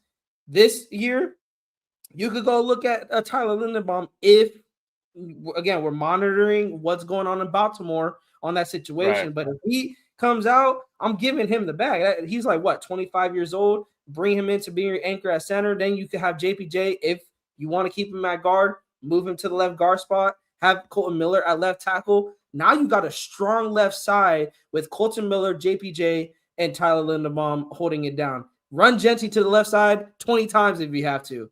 And you still can see what you got in Caleb Rogers at the guard spot if you believe Parham and Meredith are not good guards. And you have Glaze, who took snaps at the guard position a few times. So you could even do that. And same with Charles Grant. Charles Grant could get moved from a tackle to a guard. There's so many things. You got 3 guys that are very versatile on this offensive line, but it's going to come down to this, the coaching. The coaching. Can you get a good offensive line coach that can coach these guys, develop these guys to bring the best out of them? Is Mendoza going to need blocking? Yes. But I would rather already have my quarterback on the roster going into 2027, because let's talk about trading back. The Giants wanted the number 1 pick because that was probably their plan to trade back. But why can't they do that? They got Jackson Dart, a young quarterback they can build around. Cam Scatterbull, a young running back they can build around. Malik Neighbors, a young wide receiver they can build around, along with the defensive pieces they can build around as well. So they can get all that draft capital that they want. The Raiders, we said it time and time again, we need a whole lot of shit, but it starts with quarterback number 1. And we've been not addressing the quarterback the right way for the past 4 years since DC has not been here. And we talked about it even the time when DC was here. We kind of seen the writing was on the wall that he wasn't going to be here for maybe another 2 or 3 seasons. At least back in 2018, I think I seen the writing on the wall. And 2019, 2020, and 2021, he started balling out. But you started seeing that writing on the wall to maybe go to the draft. I'm tired of the Jimmy G's. I'm tired of the Geno Smiths. I think I can speak for everyone. We need a young quarterback to come in here and give this nation some hope, because addressing it by trading for Geno Smith, hell, Will said it, wasting a 5th-round pick on Kenny Pickett. Like, we need to stop making moves like that. Yeah. You have the first overall pick. Who knows when you're going to be in the top 3 again? I know we're a bad organization, you guys, but think about it. This is the second time since that Jamarcus Russell pick we've been in like the top 3. For the most part, we've been picking at 4, 5, 6, 7. We've been bad, but we haven't been so terrible that we have been in the position to have the first overall pick. I think you don't F around. You go get your quarterback, and you could still build this thing 2 to 3 years. Is he going to come in and make it a playoff contender? No, you guys. I'm not saying Mendoza is going to come in, throw for 4,000 yards, 40 touchdowns, win a playoff game. No, but he's the head of the he's the head of the state. He's the leader in the locker room. He's the most important position on the football field. Why do you guys think the MVP goes to the quarterback every single season? It's because the quarterback is the most important position on the football field. That's why they're the most overpaid. I'll say overpaid because some of these quarterbacks are getting paid insanely. But there is the reason why they're overpaid is because they're playing the quarterback position. And that, I'm not saying Mendoza is going to be elite, but you need to give this offense some hope. You need to give this fan base some hope. And it starts by drafting the quarterback. And if you miss, hey, you keep drafting until you get it right. Shit, I would double dip. I think Grab brought it up in his life. Do you double dip at quarterback in this draft? And possibly you could. You might have to consider that. Yeah. What are your thoughts, Will? What do you feel that we should do with that number 1 overall pick? Well, Dino, hey, with Primo, bro, he wants everything and wants to go to Disneyland too. Right now, bro, the first thing the Raiders need to do is address the head coaching position and who's going to be the offensive coordinator. First things first. Let's be honest. I'll be like, if we got Pete Carroll at the helm next year, fuck no, I don't want to draft Mendoza. I want to move back. This guy is not somebody that I want developing my quarterback, because you're going to have Brennan Carroll running your freaking offensive line. You're going to have the same run game coordinator that sucks ass. The freaking backup or the freaking quarterback's coach sucks ass. So guess what? Hell no, I don't want Fernando Mendoza anywhere near those guys. Now, whoever you bring in, right? If you bring in a Kingsbury, if you bring in a guy of that quality that has been proven that he can bring in with a quality quarterback, yes, then you have to, like exactly like Primo said, we have to address the offensive line and free agency. If the offensive line is not addressed in free agency, I love you, Primo, but I don't see Caleb Rogers. I don't see Charles Grant really being cornerstone pieces for this offensive line for the next 5 to 6 years, starting next year. I see these guys as filler pieces that are going to develop into players that can be into those positions. Give them 2 or 3 years and they'll be there. But to have Fernando Mendoza back there with this offensive line, throwing it to Trey Tucker, I'll be like, and then Brock Bowers. Yeah, you'll have Bowers, you have Mayer, But again, you're putting this kid in a position to lose. So we have to address the head coaching position. If you do want to draft Mendoza, I'm all right with it.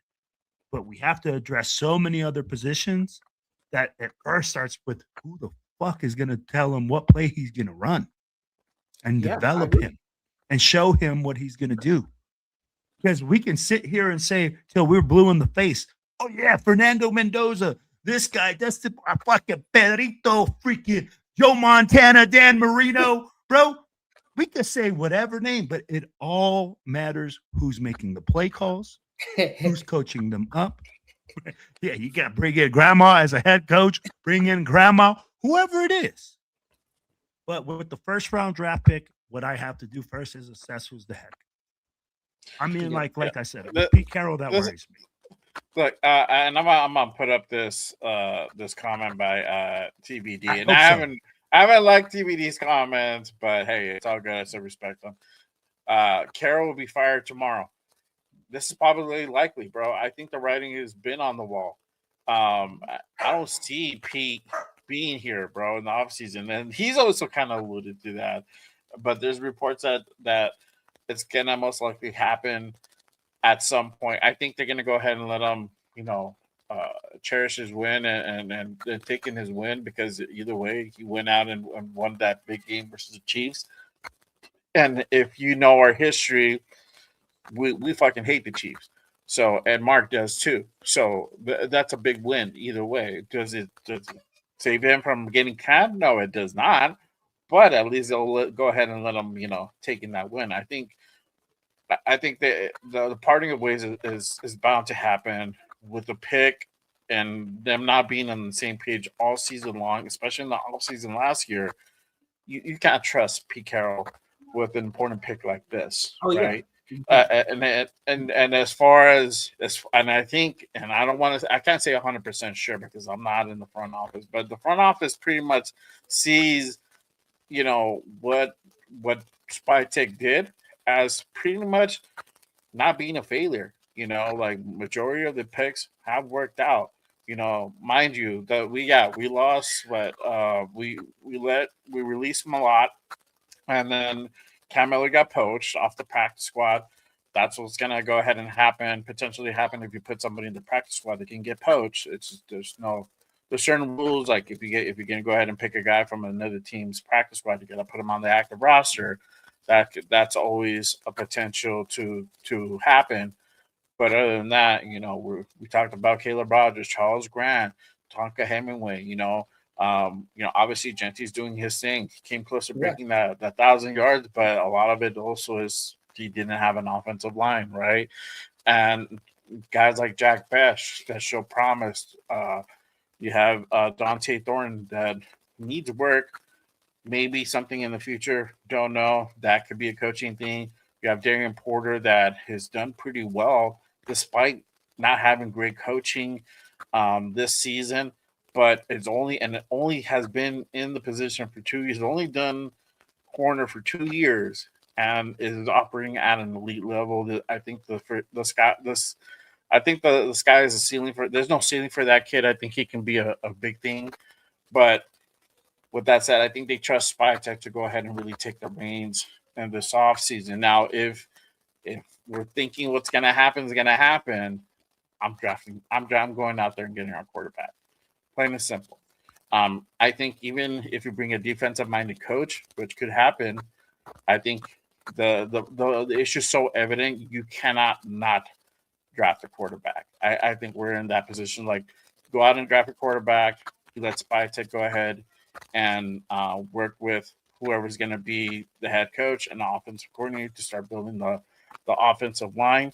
And again, I see all the comments or how are you going to put Mendoza out there with non-offensive line? Well, guess what? Free agency is before the draft. You have time to go ahead and get your pieces in free agency. You don't have to draft all your offensive linemen in the draft. You don't have to draft all the key positions in the draft.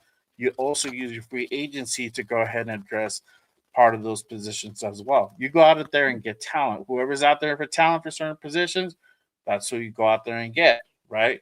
Or you get the next best thing. That's all between the GM the head coach to work together to build this team together correctly, right? A lot of these championship teams do that. Philly did that. They drafted really well, but they also got certain pieces in free agency to go ahead and go into their Super Bowl run. So the blueprint's there. It's just you have to go ahead and be able to apply it correctly. Don't try to reinvent the wheel. And I think that's our problem, is that we try to reinvent the wheel a lot of the times. Go ahead, Will. Yeah, and Jay, honestly, to tell you the truth, that's the reason that you said that we have so many holes is the reason that I'm all right with the GM making a decision to get more ammo, just like Chicago has, just like a lot of organizations have, to trade back and get it. Because yes, I understand that Mendoza is a key player in a key position, but we have so many holes that if this isn't addressed in free agency, and tell me, what players do you really see lining up and saying, I want to be a Raider. I want to go play for who? I mean, like, literally, we're expecting Pete Carroll to get fired. Yeah, bro. But if you're also hitting free agency, you're out there testing the market because you want to get paid, bro. So if they're able to go ahead and make the right offer, then that's dependent on your GM to go ahead and make those type of deals. Then that's gonna happen, bro. Like we've seen like moves that were like, why are you here? You know, and hey, they got paid, plain and simple. And when you've been in the league for so long, sometimes it's like, okay, priority is maybe depending on your financial situation for some of these guys is like, I need to get a bag. That's more important to me to go ahead and go out there and be competitive or win a ring, right? It happens all the time. We've had a lot of free agency money for a couple of years now, Jay. Ain't nobody want to come here. But we don't. It's not about it's not about coming over here. And nobody wants to come here. It's the fact that we went out and did bargain shopping at Ross, dog. That's essentially what happened, dog, dude. We had who wanted Jamal Adams?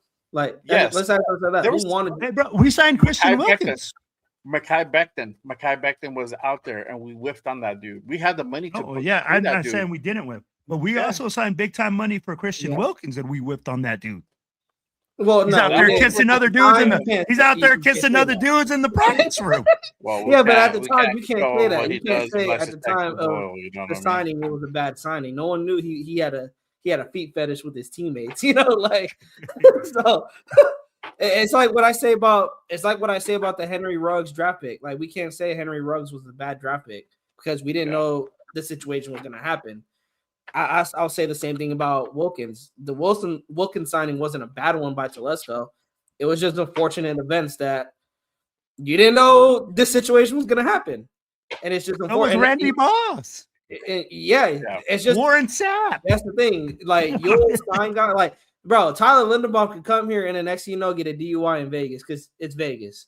You know, like situations happen, but the thing is, scared money don't make money. Like, or you're not gonna get DUI in Kansas City, bro. Like we always get on our teams about not spending money. Now we don't want them to spend money. Like, what are we doing? Yeah, they can get DUIs anywhere, bro. Like my thing is this: I know the temptation's a little bit more there because it's Vegas, but at the end of the day, we've seen shit come out from like Miami, Dallas, fucking I don't know where, like some buffalo, you know, wherever these guys live at, on shit that they fucking do when they're not even like in the city like Vegas, right? Yeah. So I think that Vegas factor is just a little bit like, and the no income tax is a little bit like overhyped, right? Kind of plays in a part too when it comes to the negotiations. I think that does. I think that is the, you know, that's like the icing on the cake right there. Yeah, that's the icing on the cake, sweet in the pot type of thing. Because when you're talking about, you know, several, like I'm talking about like $100,000 or somewhere around that range in tax money, it makes a difference, right? 100%. Yeah, and they get paid, and the way it works for all that is based on the times they play in the state. So every time they play basically the home games, or if they go to a different state that has the same rules where they don't have a state tax, that also applies to them and they'll get taxed. But they get taxed on if they go play away like in California or wherever, they'll get taxed still. But, you know, those those games, those 9 games, 10 games that you play at home, like that's not getting taxed. You're getting it tax free. So, which is always a plus, Well, right? state tax. Yeah. The state tax, not federal. Yeah. Man, I wish that's a whole Federal, they're different going to get you. The Yeah. government Yeah. always gets their money, bro. Oh, they always gonna get their money for sure, for sure. Yeah, my thing is this: like, whoever's gonna be the head coach, obviously, I'm thinking that the Raiders are probably gonna be leaning towards somebody offensive minded, and I think if they want Mendoza, which I'm hearing rumors that I think that they're very high on the kid, it's probably gonna be that they're probably gonna go in that kind of similar direction to have the vision aligned. Again, the vision has to be aligned. So whoever that's gonna be for, if we go for Mendoza and then draft somebody in the second round of a certain, whether we're gonna go offensive lineman or we're gonna go defense, and that's all going to be determined by the next regime. So, I want to go into this part and still staying with the total draft talk. But do you think it is officially Pete this was Pete's last game? Do you think he's getting clipped tomorrow or sometime this week? This is the last time we see Pete Carroll here. Is it going to be drama when it happens? Like, what are you guys thinking? What are you guys' thoughts about Pete and last time potentially see him in silver and black? I think it is. I think the writing was on the wall. It's his decision making. I think that kind of put him on the hot seat. I'll go back to this offensive line. The offensive line struggled because of coaching, and it started with bringing his son in, Brendan Carroll in, making a shuffle at the offensive line. Continue to see a bad offensive line week in and week out there, and making decisions that made you scratch your head. Like, why is Stone Forsythe coming in for Colt Miller when you have a tackle that you drafted in the 3rd round, like that you could bring in? Your guards are struggling, but hey, we're gonna have Alex Kappa, one of the worst guards, go in instead of putting again a 3rd round rookie. I would rather you put a rookie out there than people who already proved that they're not the players you think they are, Pete. And then just putting all basically dying on the hill that Geno Smith is a good quarterback. You made Chip Kelly the scapegoat, even though I'm not saying Chip Kelly called good games. He called very, very questionable games. But your guy, Geno Smith, led the league in interceptions. Your guy, your son, Brendan Carroll, had one of the worst offensive lines, one of the worst rushing attacks in the league. Your son, Nate Carroll, is the quarterback's coach. And again, your quarterback led the league in interceptions. Yeah. Your defense is trash. Your linebackers, Jamal Adams, you brought in. Caillou Blue Kelly, another guy that you started over Darian Porter, who Spytech drafted. You didn't start him. You started Caillou Blue Kelly, who was getting cooked week in and week out, so much so he was leading the league at one point in yards given up. So it was for me, it was the decision makings. That's why what put him on the hot seat. Yeah. And continuing, and then not to mention his pressers, talking about practice, like, oh, I'm treating the games like practice. Like, did anyone tell Pete we in the regular season? Like, this ain't practice, homeboy. This ain't preseason. Like, we're in the regular season now. Like what are you talking about here? So I think it was his last game. I think Spytech, a lot of people I was seeing, why is Spytech not saying anything? Why is he not coming out giving his opinion on the season? And I believe it is. I think Spytech was just letting Pete putting himself out there to dry. His own grave, yeah. I'm gonna stay out of this. Pete, continue doing what you're doing. And I think Spytech was sitting back like, yo, Pete, you might be giving me the number 1 pick all the way out. So I'm just gonna keep my mouth shut, keep doing what you're doing, give me that number 1 pick, and I'll give you your pick. And I think it's gonna be respectable. I don't think they're gonna do him dirty. I think it might come out tomorrow that Pete retired or he's making it his last season. I don't think they're gonna fire him. If they do, it will be shocking. But But I think they'll try to give him the benefit, or not the benefit of doubt, but try to let him go out on his note and just say, like, hey, I'm resigning. I'm taking a step away from the game. I'm going to go enjoy my retirement and let the Raiders get ready for the future. Yeah, for sure. I agree. We cannot have him going into next season with this number one pick. Yeah. We can. That's organizational malpractice for sure. Real quick, salute to everybody in the building. We have over 100 in the building. Salute to everybody. Make sure you guys head on over, hit that like and subscribe button. Not only on this channel, but all the channels you see on here. My guy, Silver and Black Radio Podcast, and then my guy, Raider Primos, who is to my right on your screen. Make sure you guys hit that subscribe button, hit those likes for more fire content, for more Raiders coverage. Hey, trust me, we're if y'all think that the news is gonna stop now that we're going on to the off season, it is about to start heating up. This happened last year, if you guys forgot. So make sure you guys stay tapped in on all on all the channels. When I hear practice, bro, I go back and remember when fucking Will came out with Allen Iverson.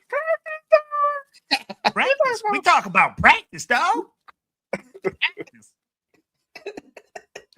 Bro, when I heard it, that's what I immediately think. I'm like, it's not the same context, Pete. I don't know if you was trying to pull your little AI bag, but not the same context, dude. Not the same context. Yeah. Oh man. That's funny. What? I think, but I think it's gonna be Pete's last hurrah. I it is what it is. It sucks that he had to end it off on a low note. I guess you can go off saying, hey, he won the last game of his career, which is great. I think probably the best way you can probably have it.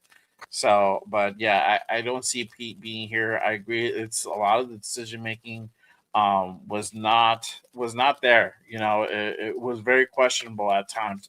You had the front office also questioning it at times as well. So when you have the front office, not just us as the fan base or content creators, if you have your front office question some of the fucking moves you're making, there's some shit that's going to some shit's afoot. So I think that's exactly what happened here with Pete.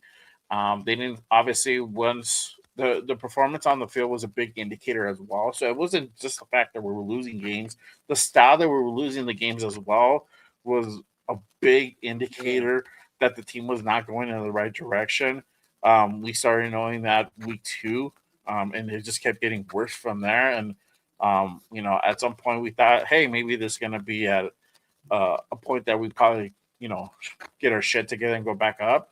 No, we just kept getting worse and worse and worse. So, I think it's just it was something that just did not work out, and sometimes that just kind of happens, and it sucks that we had to go through this awful season. But again, we're getting something out of it at the end. But I don't think he's here by the end of the week. I think he's gone. What do you think, Will? He's gone, or do you think he stays? You think he lives about another day? Bro? Hey, you guys just listed off every single reason why Pete Carroll won't be here. I'd be like, did you guys just listen to your list? Y'all motherfuckers talk for 15 minutes each. It's like 30 minutes of just shit. Look, the proof is in the pudding, guys. We're 3-14. We said last year, there's no way it can get any worse. We're fucking worse this year. Bro, so at the end of the day, it's better to make AP look good. Yeah. Bro, at the end of the day, that's exactly right. We had shit performance. We had shit all season. We got BTA. Bro, we got brutally BTA'd. There should have been some freaking assault charges on those teams because we got our asses beat so badly. Oh, no, they covered themselves by taking a knee over the 2-minute warning. Literally, the Chiefs in the third quarter of the first game, kneeling it. Bro, come on.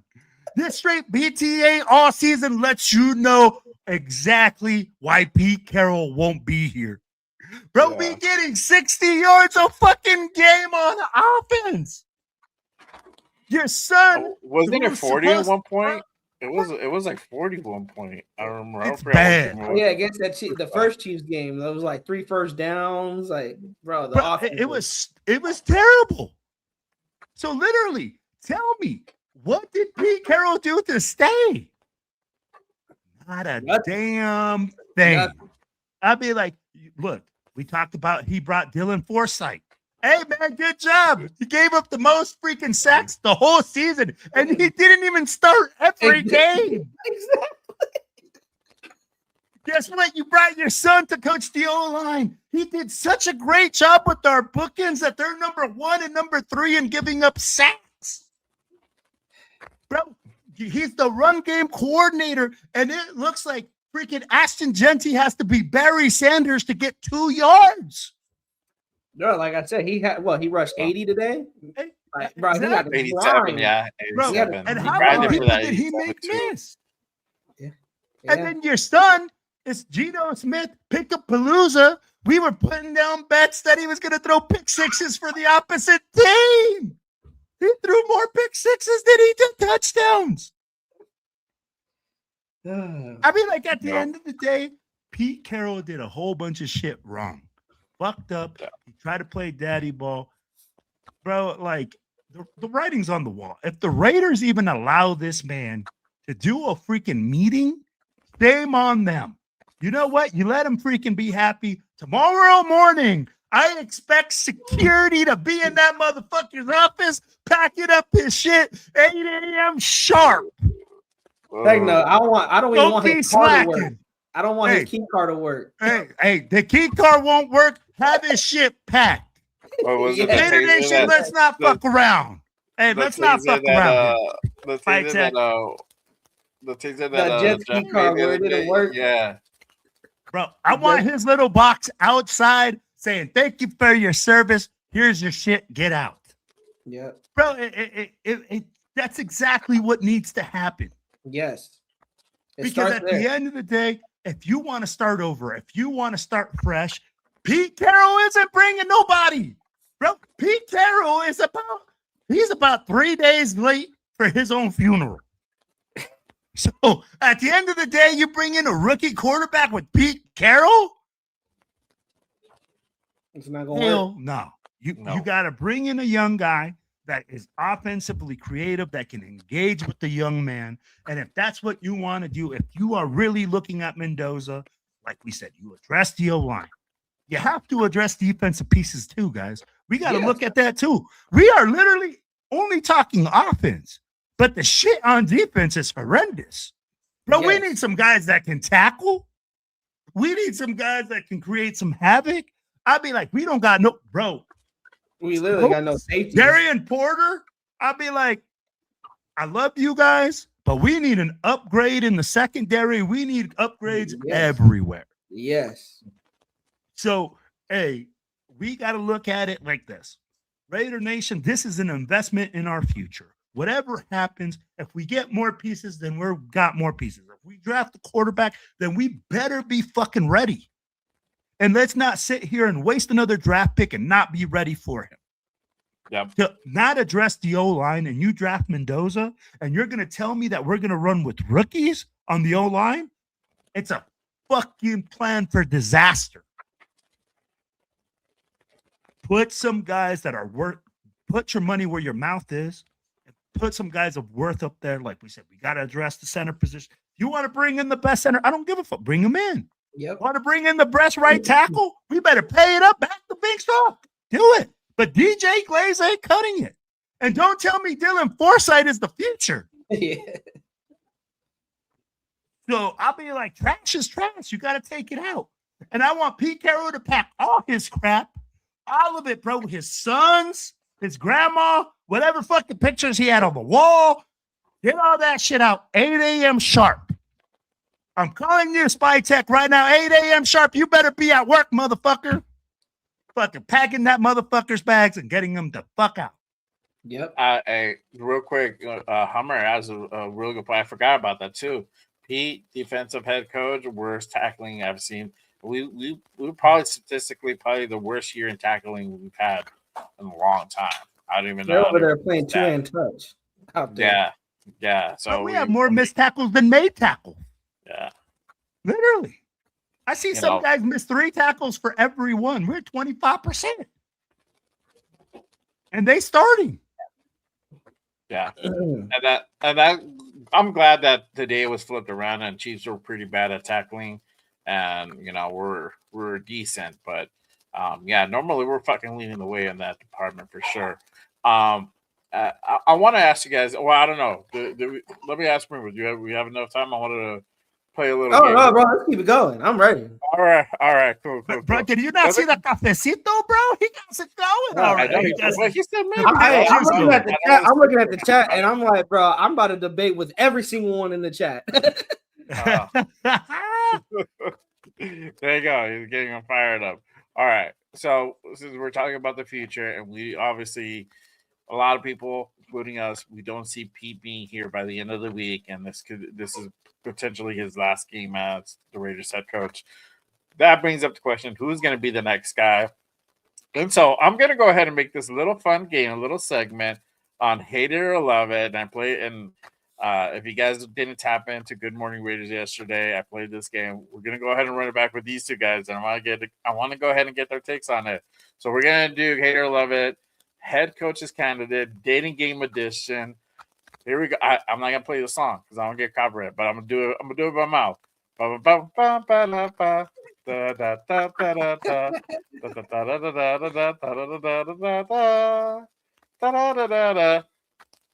Give him a big gaming, dating game kiss. Well, What's that? Give him a big dating game kiss. Oh, what the? You want what? Give him a big dating game kiss. Yeah, Well, to me? Mwah. No, to the audience, bro. Mwah, bitches. I love my bitches and I love my haters. There we go. See? I made these guys throw kisses at you guys. There you go. I'll just fuck with you guys. All right. So let me go ahead and do this game. We're going to go ahead and do it. It's basically hate it or love it. There's no end. There's no middle. If you're on the fence about it, you got to choose one. Either you hate it or you love it. That's it. If you slightly like it, then you would choose love it. If you're not feeling that, I would choose hate it. And everybody in the chat, we got over 100 people in the building. Participate. Let's have some fun. So I'm going to put the first guy up. All right. And you guys recognize that this is Joe Brady. He is the current offensive coordinator for the Buffalo Bills. Would you guys hate it, or would you guys love this move if we were to go ahead and bring in Joe Brady? Primos, I'll start with you. What do you think? Hate it or love it? Damn, this is like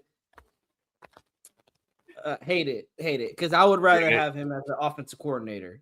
I'll say that. I would rather have him as an OC. Will he come to be the OC for the Raiders? I don't think he will take, basically the same position that he has with the Buffalo Bills. Nor do I think the Buffalo Bills let him go to take another position at offensive coordinator.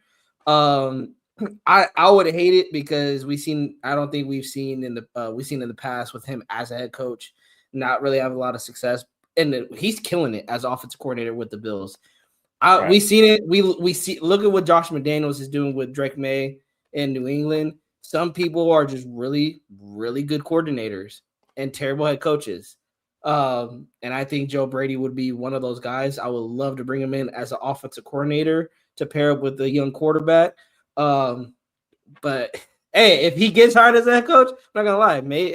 I go with the process, but I hate it. I hate it. What about you, Will? Hate it or love it on Joe Brady? Man, this is where I wish we had a medium, right? Yeah.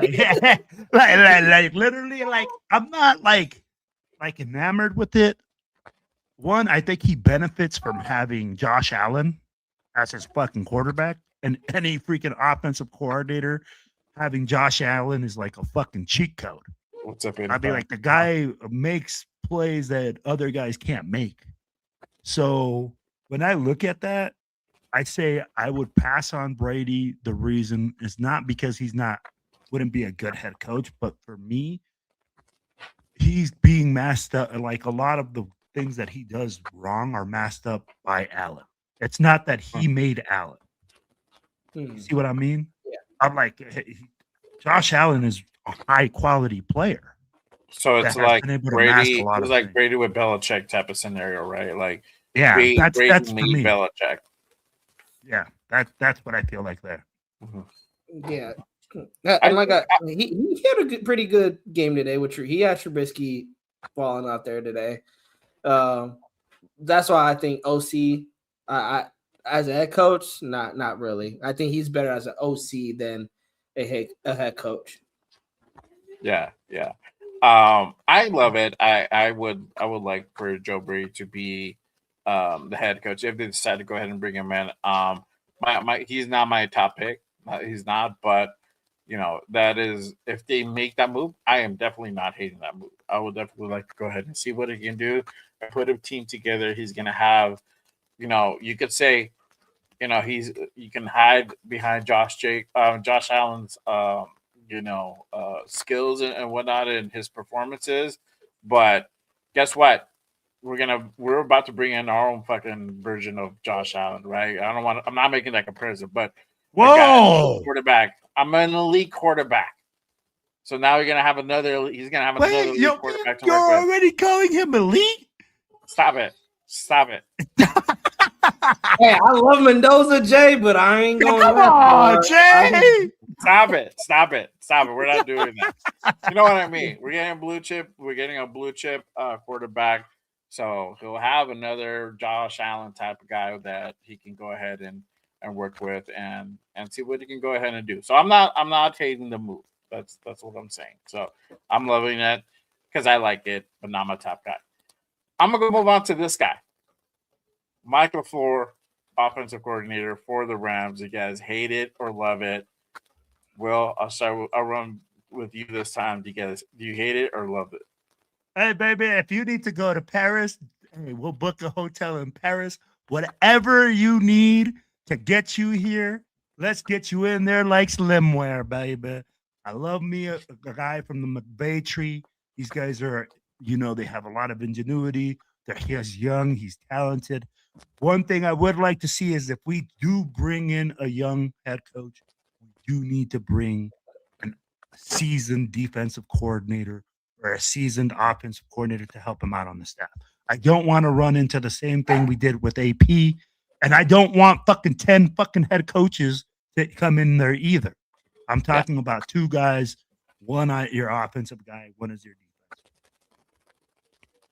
I love it though. I love it. I take it. I love it. Okay. Rose, what do you think? I love it. I love it. And also, quick comment on Joe Brady. My bad. He wasn't a head coach. I don't know who I was thinking of.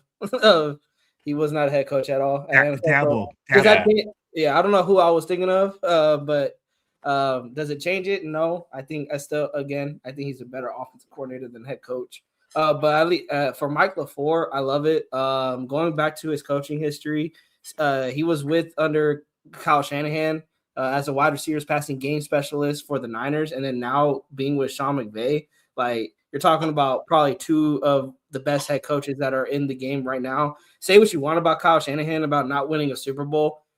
Just the Niners being in the playoffs with the injuries that they've had, like, you got to give your flowers to Kyle Shanahan. So for Mike LaFleur to basically learn under Kyle Shanahan and now Sean McVay, I mean, he has that offense for the Rams balling out this year. They literally, I think they put belt to ass against Arizona today.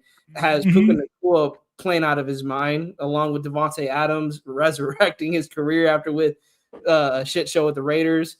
Matthew Stafford possibly winning the MVP, and has a guy, Ryan Williams, at one point who was a backup to, I don't know who their starter was before Ryan Williams, but I know Ryan Williams was their running back too, and now he's their starter and has Corum balling out there too. Again, of course, Sean McVay is more part of the play calling, but to say that Mike LaFleur does not have any, is not basically learning from a guy like Sean McVay and really gaining some intel from him, I would really be excited to see what Mike LaFleur can do as a head coach with the Raiders given the shot. And I think quarterback will be on the wall, writing on the wall. And number one, you bring in a Mike LaFleur in. And shoot, look what his brother's doing in Green Bay, and he got a young quarterback out there in Green Bay. So you never know. Yeah, exactly. I love this move. He is my top choice for head coach if they're able to go ahead and bring him into the door. I'm be praying that we get this guy. I think he can do big things. Again, a guy from the McVay tree, offensive-minded guy. So he can definitely go ahead and really help a guy like Mendoza or whoever we draft a quarterback, if that's going to be the move. So for me, I think this would be a great move all around. Again, I hope that if whoever comes in, I just hope they let them go ahead and build their staff out the way that they actually want to and not have any interference, because that's where we run into issues. So I feel that he's going to make all the right moves as far as offensively, to go ahead and put a running game together and put somebody that can work with Mendoza. If that's the move, to go ahead and really develop the kid and get him ready to be NFL ready. But I'm thinking he's basically Mendoza is probably the best prospect out there to be QB ready that you could potentially plug in right away. Ideally, yes, you would like to go ahead and sit that dude, but if you have the right coaching, you might be able to go ahead and take a flyer on putting him out there right away. So yeah, I like Michael for sure. I'm gonna go ahead and move on to this guy, another guy from the Rams, Chris Shula. And Chris Shula, if you guys don't know who Chris Shula is, he is the defensive coordinator for the Rams. And not only that, Shula, hence being the last name, comes from the famous Don Shula. He is the grandson of Don Shula. And then, again, another guy from the McVay tree. So, do you guys hate it or love it? Primos, what do you think? Hate it or love it? Love it. With McVay, he has worked his way up to the defensive coordinator position. He started in 2017 with the Rams, assistant linebackers coach, went to outside linebackers coach. Basically, he was a linebackers coach until 2021. Then he became the pass game coordinator and defensive backs coach in 2022. Then worked as the pass rush coordinator and linebackers coach in 2023 before becoming the defensive coordinator. We kind of allude to these first-time head coaches, kind of comparing that to AP. We have to remember AP went from linebackers coach straight to head coach. So there was no build-up to that head coach. The thing, Mike LaFleur and Chris Shula, they both worked their way up to become coordinators, and now they're being put as, can they take that next step and be the head coach? And all they need is a shot. And he has that Rams defense creating turnovers, causing havoc. Yes, do they have talent? But since when Aaron Donald left, a lot of people didn't know what that Rams defense was going to look like. And Chris Shula has that Rams defense playing way better than what we could imagine for our Raiders. To Will's point with I think it was with Mike LaFleur, what head coach or what offensive coordinator is he going to bring in? Because he is a defensive-minded coach. So when we're talking about the offense and talking about Mendoza and talking about the draft, your offseason can shift because we're talking about addressing the offensive line, which I believe Shula will still likely do that and conversate with Spytek about, but he is going to be more defensive-minded more than anything. So it's going to matter what offensive coordinator does he bring in. Does he bring in a Brian DeBall, who has been linked to the Raiders, rumors, of course, or does he bring in I allude to this, just bring an offensive coordinator that Chris Shula is like, you can handle the offense, I will take care of the defense. That, like you were talking about, Jay, that they line, they can be co-inherent, that they're not going to have different views, that how Pete Carroll and Chip Kelly were. I love it. Again, he's going to fix that defense, I believe. Will he make him a great defense? Probably not, but we can't lie to ourselves and not say that the Rams defense looks way better than the Raiders defense. So I think he could fix that Raiders defense, and just hopefully he makes a really good decision at the offense coordinator spot, and he can have this offense moving as well. Yeah. What about you, Will? What do you think? Hate it or love it? Chris Shula. This is where you got to have medium temp here, bro. This is like a medium temp situation. You gotta. It's either I'm all not or going to say I hate it because I like it because it's a young coach. Okay. Yeah, yep. There's the other Yeah. things I don't like are one, that he is a defensive side of the ball coach. Yeah. And that we need a lot of help on the offense. Like if he was to come in and he has somebody that is potent on the offensive side, and we're like, yo, this guy's creative, this guy does this. Don't give me no fucking Chip Kelly, okay? Give me a guy that's like coming in fresh, coming in hot, because I'll be like, we need something like that. We don't need a retread, right? So with him, that's the one thing that I don't like. And that's why I said we need like a medium heat, man. It really depends on what he's That's how the bringing. second works. Don't try to reinvent the wheel. Okay. Damn it. Then at the end, I'm going to have to hate it because he's defensive minded, even though that he's young. Because he doesn't have the offensive ability to change our offense. Our offense is horrendous. And that's where we struggle the most.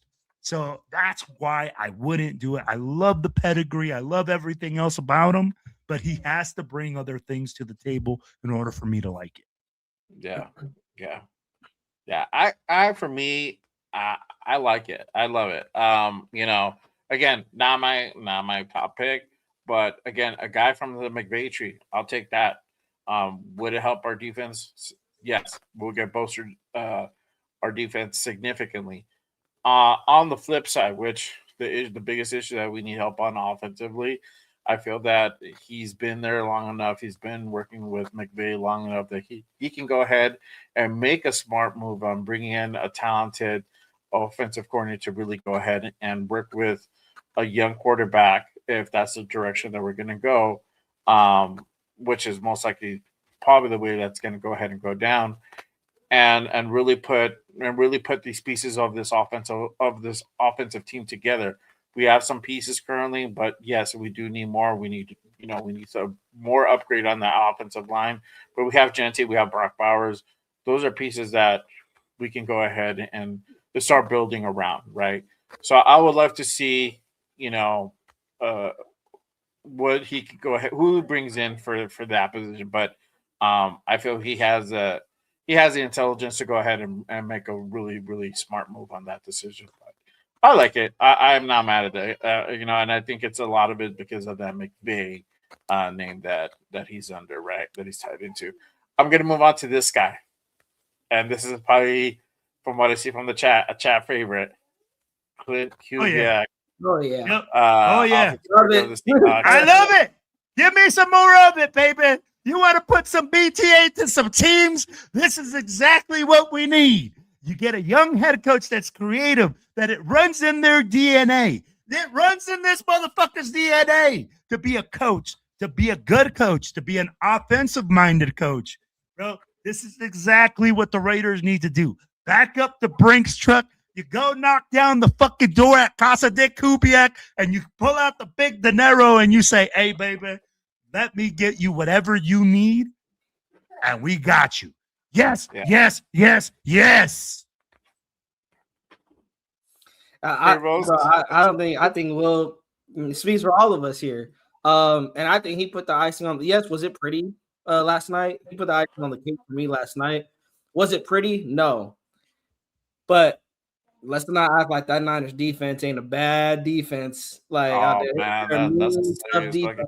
With the injuries, they're a mean, tough defense to. Bro, that's a Robert Saleh defense. Yes, that ain't no fucking scrubs out there. Yes, no matter Fred Warner, no Joey Bosa, I don't care. That defense has been balling all season, and yes, like you said, I don't even know how to say his name. How do you say it, Will? The defense Robert Saleh. Yeah, put some respect on that motherfucking name. Robert Saleh, like, he went out there and he beat him. He went out there and beat him. And like I said, it could look ugly. It don't got to look pretty. But if you win and you go out there and the Niners are going to the playoffs. They just beat the Niners to secure the first overall seed or the first seed in that conference. I think I would love Clint Kubiak coming here. And you compare him. He has Sam Darnold. Yes, Sam Darnold's been up and down this season, but Clint Kubiak has continued to bring something out of Sam Darnold that Kevin O'Connell started with the Vikings. And I think Clint could the thing is, you guys with Mendoza, I'm not saying he's an elite, but can you bring in a coach that can bring the best out of him by year 3? Just like how Bill Musgrave did it with Derek Carr when they drafted him in 2014. I think Clint Kubiak could do that. I think Clint could bring the best out of Mendoza and bring the best out of the offense and bring the best out of the team. He seems like a leader on that offense. Yeah, absolutely love it. Absolutely love it. He's the top guy in my book. Let me add He's something the guy else. you got to go as soon as Seahawks. If they get knocked out or they win the Super Bowl right after the Super Bowl, maybe the week after the parade or something, Spytech, get on the phone with this guy. See if you guys could have an early discussion. I'm going to add something else too. This is the only guy that has been making his own play calls. Look at the list that we just brought up. Yes. This man right here, he's the one out there saying X, right, Z, zebra, whatever, and putting out the big cojones and putting some fucking smack that BTA on the whole freaking NFC. So, hey, when we're talking about bringing in a dog, this is a dog. Yeah, bring him in. Go ahead. My bad, Jay. I just had to add that part because I was like, Yeah, bro. the part.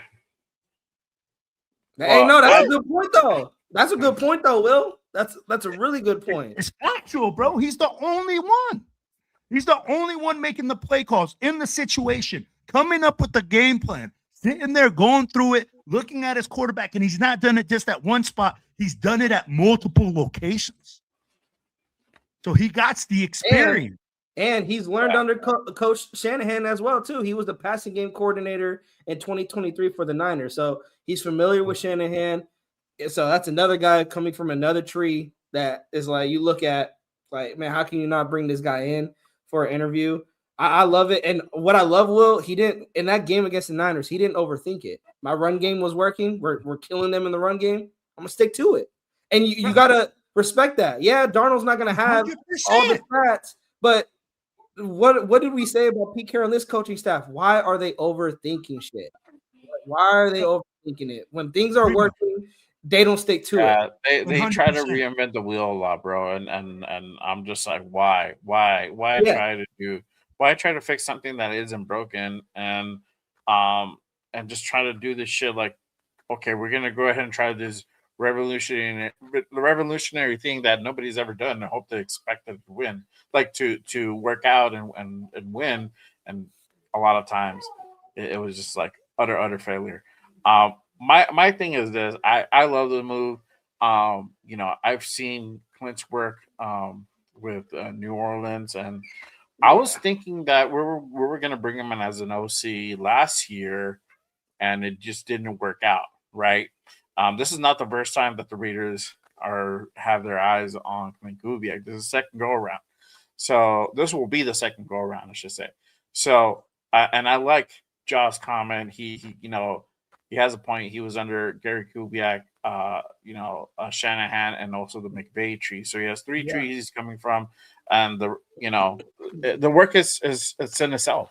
You can see it. Literally, I watched that game yesterday versus the Niners because, I'm over here like, hopefully we can get this the number one pick before we start the game, right? So I'm over here invested in the stupid game for the Niners, and they literally shut down the Niners, 2-3 points, and they were out there like they went out and did what they had to do to go ahead and win, and that's just the way it is, And they were the better team, and that offense eventually started coming alive.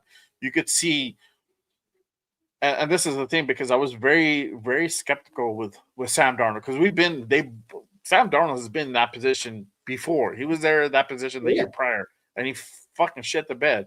So I'm like, is it going to be a repeat of last year? Or is it going to be something different? And it was something different. He was more poised. He had more focus. And that offense for the Seahawks looked just way fucking better than Brock Purdy and the Niners. That's just facts, right? So I'm for it. I think he's like my number two. He's like my number two guy under Mike LaFleur. It's really a toss up. I'm not hating either one of these moves. So I got them both at my top 2, but I got Clint number 1 and LaFleur 2.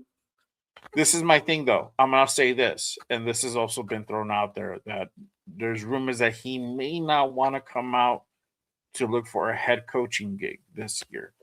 So there's that. So I don't know how true that is.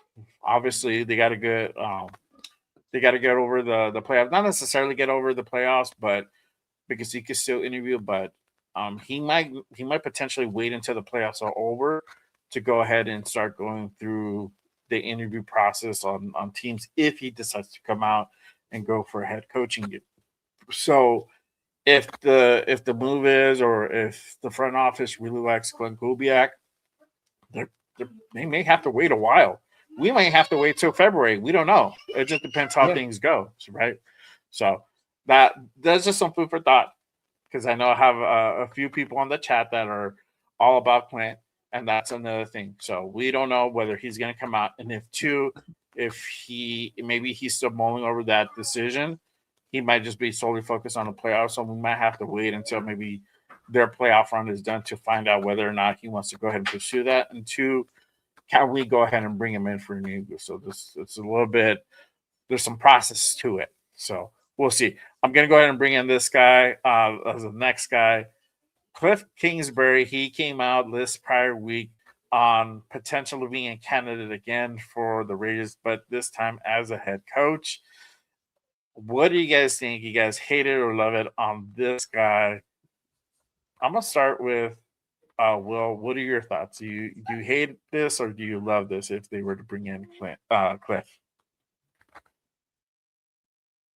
end up fucking regretting this.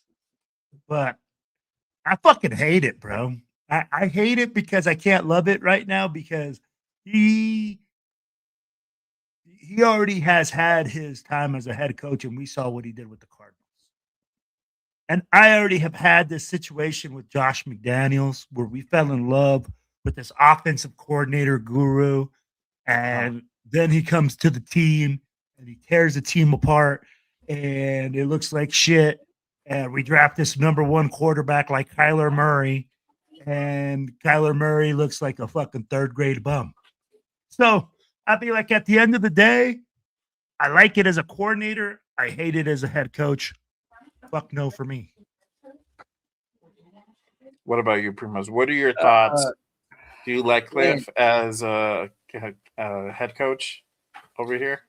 This is like one word for real, bro. You got to be like having this middle, like it's like, but to there's Will's no middle. Point, There's no hater or love it. To Will's point, he was 28-37 with 1 tie as the head coach for the Arizona Cardinals. He had 1 playoff appearance in 2021, and they started the season what? Didn't they start the season hot, like 11, like 9-0, 10-0, something like that, and then like lost in like next 7 out of their next 8, including the wild card game against the Rams. So he definitely, and then got fired in 2022. I agree with Will. I think this is, again, one of those situations where he has been given a shot as a head coach. He was given time in Arizona, and it just didn't work out. And you can even see it even with Washington as an offensive coordinator. I think what you said about who was the offensive coordinator you said with Joe Brady, how Josh Allen kind of basically Josh Allen kind of hides the mistakes that Joe Brady does. I think it's the same thing with Jaden Daniels and Cliff Kingsbury. I know we were high on Cliff Kingsbury coming here as an OC, but I think he needs the right quarterback to be paired with him, and his offense will flourish. Because if he was a good play caller, he would have Mariota going crazy, or not going crazy, but being serviceable. And Mariota has not been even a serviceable backup with Washington. And even with Josh Johnson, even though they beat the Eagles today, also, but the Eagles, I believe, sat their starters. So it was basically a preseason game out there for Josh Johnson and Cliff Kingsbury. I gotta go with hate it. Don't like him as a head coach. You bring him in as an OC, I still would be iffy on that, because it's showing me that he needs the quarterback.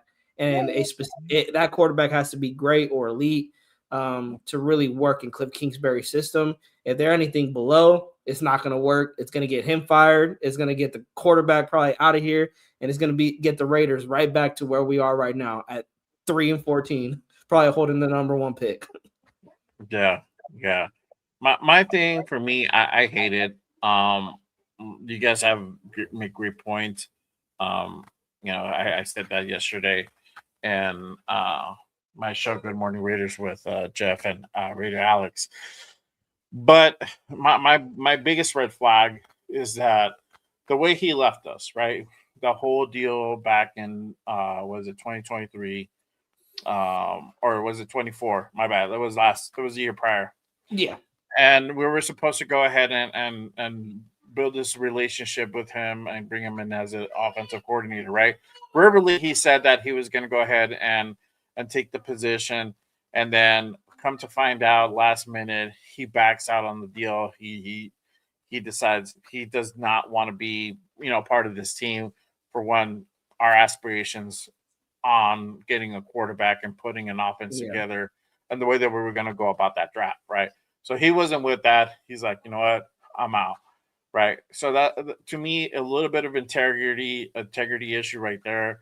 I know that's played out throughout the league, but to me, it's a big thing, because what if you decide to bring this guy on, and then later on, when either he doesn't get to build the staff the way he wants it, or he doesn't get certain offensive pieces, or just the season just goes into the toilet again like it did this year, how is he going to react? Is he going to go ahead and quit? And then, like Josh said right now, yeah, he quits. That could potentially happen. And then again, we're right back in the same position, and we'll lose another head coach, but not by our own hand. By their own hand, they decide to go ahead and just, walk up. And so I to me, don't want to go ahead and deal with that. I've heard little rumors that he might not be a good candidate for head coach as far as personality wise, building culture. I know that we tried to do that this year, and it's look at us now, but that is still it's still important to have in your locker room. If you're going to have a good culture and not have as much drama, that goes a long way on keeping the team focused. So I think he's, we saw that with the prime Chip Kelly. Chip Kelly's terrible with players, terrible people person, great schemer. He could create you a great playbook, but as far as like dealing with players and people and working with other people, he struggles there in that department, and that's also partly why he's not here anymore as well. So I'm afraid that it's just a continuation of that particular thing. So I'm no on Kingsbury. If it happens, it happens. I mean, there's probably worse coaches you can get, right? But no, I'd rather if it happens, it happened, bro. That's like when you shark. Yeah, but exactly, bro. Sometimes it just happens. This is like a shark. You can't fucking control it, bro. Sometimes it just fucking happens. Do I think it happens? I really don't think it happens. I don't, from where I saw that and where they're getting that source is getting their sources from.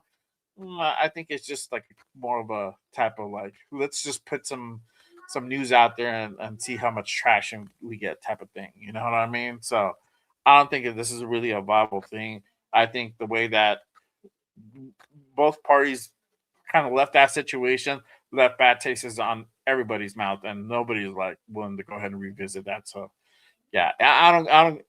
You have to throw in a lot of money for that even to possibly happen. A lot, and then you would have to get Mendoza for sure. That has to be definitely on that. I don't think it happens though. But let me move into our final guy, Robert Saleh. Defense. We just talked about defensive coordinator of the Niners. He was prior stint head coach for the Jets. He was there for a little while as well. What do you guys think? Hate it or love it on bringing him in as the next potential head coach? I'll start with Primos. This is a guy I was not high on as a head coach. But when we're talking about defensive coordinator, again, like this is another one of these guys that is a great coordinator, bad head coach, given a chance with the Jets. We've seen how that's now. I will say this: the Jets are kind of like us, a dysfunctional organization, a terrible ran organization. So how much of that fault is on Saleh, really don't know. But I will say this: yeah, he has more success as a coordinator than as a head coach. Yeah. And what he has done with the Niners defense, I think I think it is not a shock, or I wouldn't say it's not a mystery as to why he's put as one of the top defensive coordinators in the league and why the Raiders offered him that high of a contract to come in as being the defensive coordinator for them. But yeah, I would have to hate it. Mainly, man, I would be in the middle of it though, honestly. But I would have to hate it just because I love it more as a defensive coordinator than a head coach. I think he would, if he came in as a defensive coordinator, this defense will take off. I immediately, like, I think he is that good as a defensive coordinator, but not as a head coach. Mm-hmm. What about you, Will? I think I kind of know what you're leaning towards, but let everybody know. Bro, I hate this, bro. Are you kidding me? You guys want to take some more BTA? Let's hire Robert Saleh because he's going to freaking be the offensive solution. This guy's going to make freaking Mendoza the number one quarterback in the league. No. Okay. This is why I hate it. Robert Saleh is a defensive coordinator. He already did it with the Jets. What the fuck is he going to do with the Raiders? Primo already said it. Not a damn thing. He's going to come over here and take the money. We're going to take BTA, and then he's going to grab that check and take it home. Yo, we need to be smart. We need to get a guy. If we are drafting a quarterback, and that's what we are addressing, is the offensive side of the ball. Yeah. And we stop trying to get defensive guys. I mean, like, defensive guys is not the solution for an offensive problem. Bro, this is like trying to freaking take the happy pill to freaking like get to work or whatever. I get it, man. I mean, like, it doesn't work like that. The Pete special pills or what? Yeah. You know, I get it. But I mean, like, this isn't going to be the solution, bro. Bringing in Robert Saleh is only going to make our offense worse. Our defense will improve. And guess what? They'll be out there 52 minutes of the game.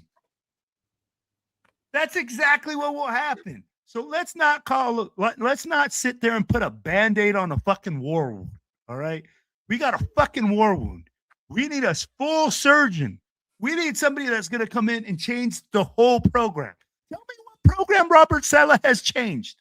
Did he change the Jets? Looks like to me like they still suck. Yeah. So, let them go. Gotta pass. Yeah. Yeah. I don't. For me, it's a hate it. I'm not with Saleh coming in as head coach. I would prefer somebody. You know, we talked about a couple of the guys. I mean, there's still names out there that I didn't even put. There's pictures. I mean, there's supposed to be like 30 candidates. I don't think we're going to go through that many, but you could say probably close to 20, around that 20. I want to go through 50 if we have to, Jay. I don't care. I don't care. Yeah, realistically, we're not going to be able to bring in 50 candidates, bro. We're not. Bro, Spytech better be calling. He's already calling. Oh, they're already calling, but are they really going to say, yes, I'll come in and talk to you guys? That's the thing. And that's the issue. And this might take where you might need to utilize like Brady to kind of go ahead and work that juice, bro. And that's probably the biggest fear. Baby. We don't have the best reputation on holding on to our head coach, bro. And that's the thing. So I don't know if it's going to be 50. That would be great if we could get 50 people to interview for the position. But realistically, probably it's going to be closer to the 20 mark that we may be able to go ahead and bring in for a potential interview. That we're going to interview all 20. I don't think we're going to interview all 20. It's probably going to be closer to half of that. And from there, we're going to go ahead and be able to make a decision from there. A lot of it is just putting asses in seats, and that's my biggest fear. So, but if I had to choose, if it's for me, I would not go with Salah. He wasn't really my first choice last year. And kind of continue. I'm still continuing on that trend. I don't see him coming over here as a defensive coordinator. I think he'll stay in San Francisco if there's nothing available where he can come up and go into the next level and get back to a head coaching gig. In my opinion, I think he'll stay in San Francisco. But for me, I pass on that move for sure. I want to go back. I want to go back to this again. Fernando Mania. If you guys had that opportunity, let's say we get our coach figured out. Let's say we get the staff set up. We got everything. Everything looks good, right? On paper, we don't know yet. Let's say we had a pretty decent free agency. We went out and we ended up acquiring Linderbaum. There you go. I'm gonna swing the pot for y'all. We went out and acquired Linderbaum, right? And that was the only offensive move that we made as far as on the line, right? Yeah. Do you go out and draft Fernando Mendoza? What are your thoughts? Do you finally pull that? Do you make that move? Do you pull that trigger, or are you still no? I'm not sold. I want to trade back. 100%, yeah, bro. People in the chat are watching this Baltimore game. Look what Lamar Jackson is doing. Running for his life. That's exactly what he's doing. Got his team up by 4 points, and his first bomb that he had to save Flowers was able to evade. Now, again, Lamar Jackson and Mendoza, two different totally quarterbacks. But like to your point, Jay, if we get our coach, let's say we bring in Clint Kubiak. Let's say we bring in an offensive-minded head coach. Right. I would pull, and Linderbaum is your center. Again, you already fixed the offensive line, in my opinion. Linderbaum, JPJ left guard, Miller left tackle. You got Mendoza's blind side covered, essentially. You got Genty that is able to run behind that left side. Now, with my other point I wanted to add to the Clint Kubiak is that, like I said, he doesn't overthink it. If Genty in today's game, Genty, you could see I was calling it, and maybe in the first quarter, second quarter, I'm like, oh, Genty's going to break a big one. But there was times that they were getting inconsistent with this play calling. Like they didn't know what they wanted to do. Do we want to pass it? Do we want to call play action? Do we want to have Zamir White run the football? Do we want to have Genty catch passes out of the backfield? If the running game is working and it's working because you're running to the left side, Clint was not going to run away from that. And then you have Mendoza, who doesn't have all the pressure on him. You got a good running game that he could benefit off of. And I seen people in the chat saying he's not as mobile. Don't fall. I'm gonna educate you guys. Don't watch his Indiana tape. Go watch his Cal Bears tape. Because Cal Bears have been a school that I've watched. I live out here in the Bay. They have not been a good football program. They'll especially talent-wise. And Fernando Mendoza is coming from a college organization that, again, I told you guys, there's not a lot of talent there. So, and he was making plays. He got into a shootout with a former first overall pick in Cam Ward with Miami. That was when I really got a first glimpse at Fernando Mendoza, and I really started liking the kid.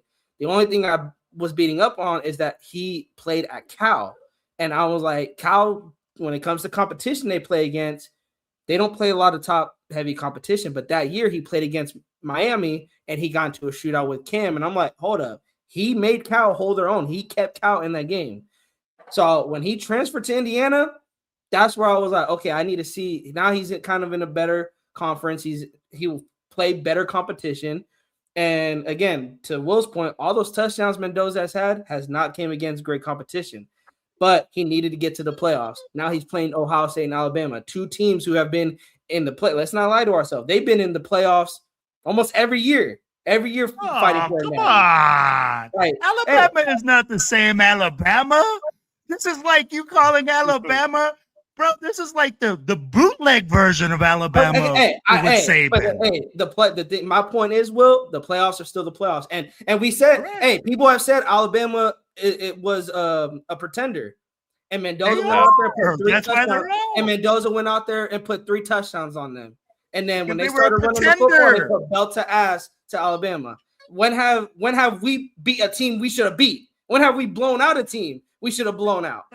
I'll put it like that. When have our quarterback threw 3 touchdowns against a terrible defense that hello, look at what did we do against Dallas? Who going I into think we that threw game for was one 3 of the worst touchdowns rated this year. defenses. So the eye test, you look at the stats, people will say he doesn't throw for a lot of yards. Look at the eye test. Is he the most fast guy? Is he Lamar Jackson? No, but I don't want my quarterback. When I say I want a mobile quarterback, I don't want a quarterback that is okay. My first read is gone. I'm gonna run for a first down or try to run for a touchdown. No, I need my quarterback to play quarterback first. And if nothing is there, if all reads are not there, then you escape and evade. And Mendoza did that against Alabama. I don't know what more this guy has to do. If he goes out there and wins a natty, my goodness. I mean, guys, we're talking about a guy, again, coming from Cal. It's not like he started in Indiana and was developed in Indiana. He came from a football organization, a football school that does not have a lot of talent coming out of that school. Lower ranked school. A lower ranked school. You're talking like has always had that chip on his Cal up shoulder. there, bro. I want, and I feel Mendoza will come into this team realizing, hey, I still got to earn that starting position. He's going to be a humble kid that nothing is given to me. I got to earn every step of the way. I got to earn the fan base trust that I can change this thing around. Mendoza's not going to come in here thinking he's all that or he's ready to be the next guy. He's an elite.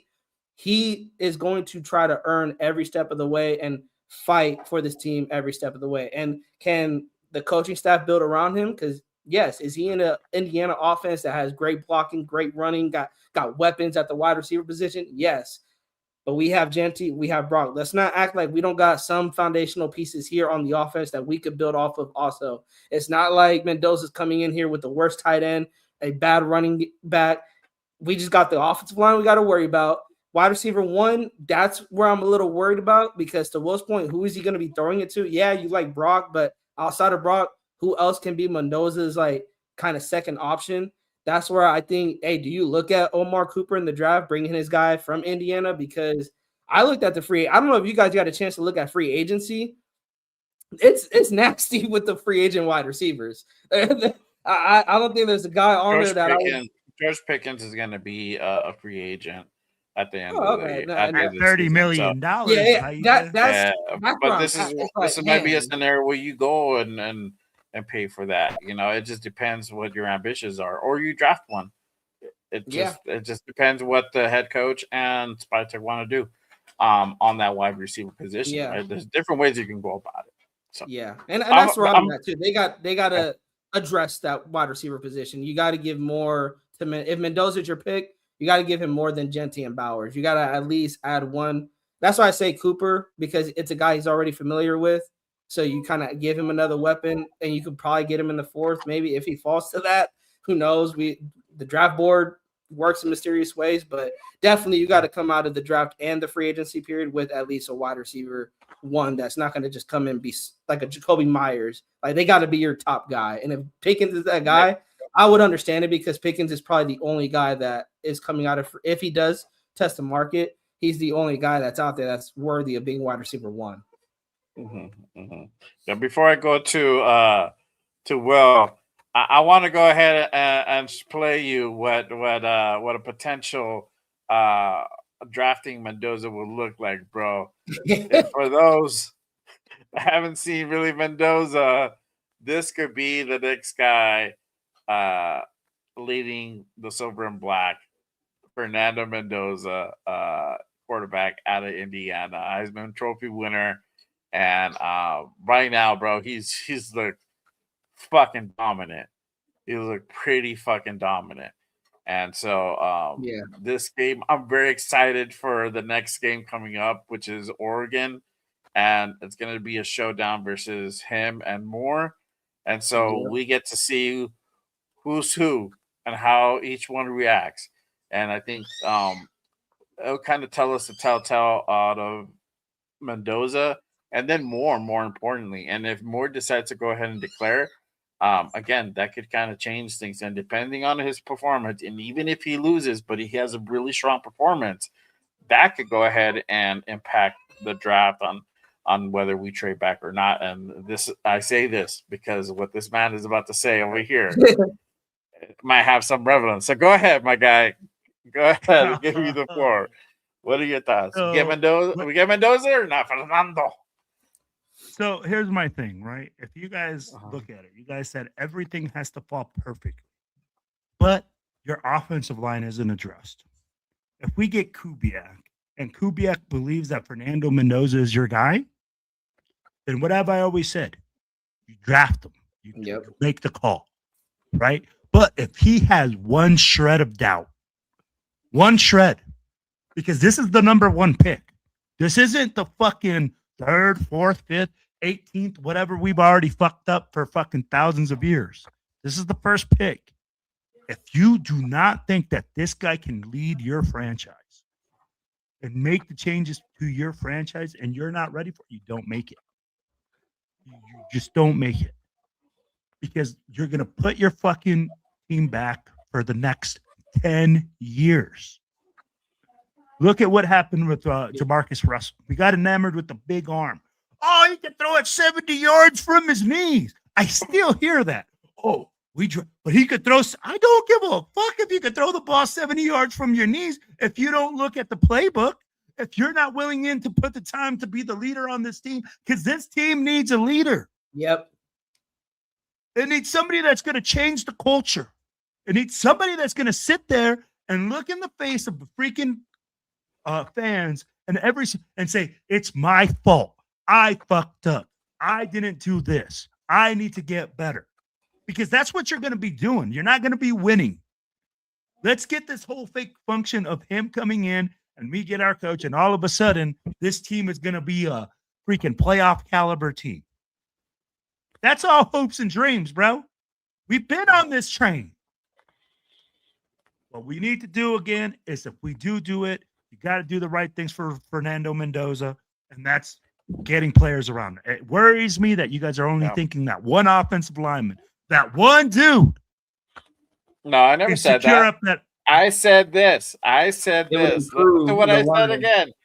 If we get a coach and we address the offensive line partly through free agency, mind you, because we free agencies before the draft, right? Whatever the plan is, but they're going to address it. Do you go out and get Mendoza? If you address it, yes. If you address it, yes. If you don't address it, bro, we're going to be talking here the same thing next year. And we've been doing this for 3 years. And it seems like every year we talk about the draft right now. Now. We're talking about, and we're literally talking about the coach either getting fired, removed, some other stuff. So, yeah, I mean, like if you guys, and I know why you guys like Mendoza, and I don't hate on the kid. You're absolutely right. He's gone to hate on him. Program. I steal from you. Look, every here's time the thing. His name you know what? It makes me laugh when people go like, well, you're hating him. No, the kid's a talent. What I'm saying is he needs pieces around him. But I'm going to tell you, the things that I do like is that exact same thing that Primo was saying. He's not at a Power 5 school. He's not at some school that's dominant for football.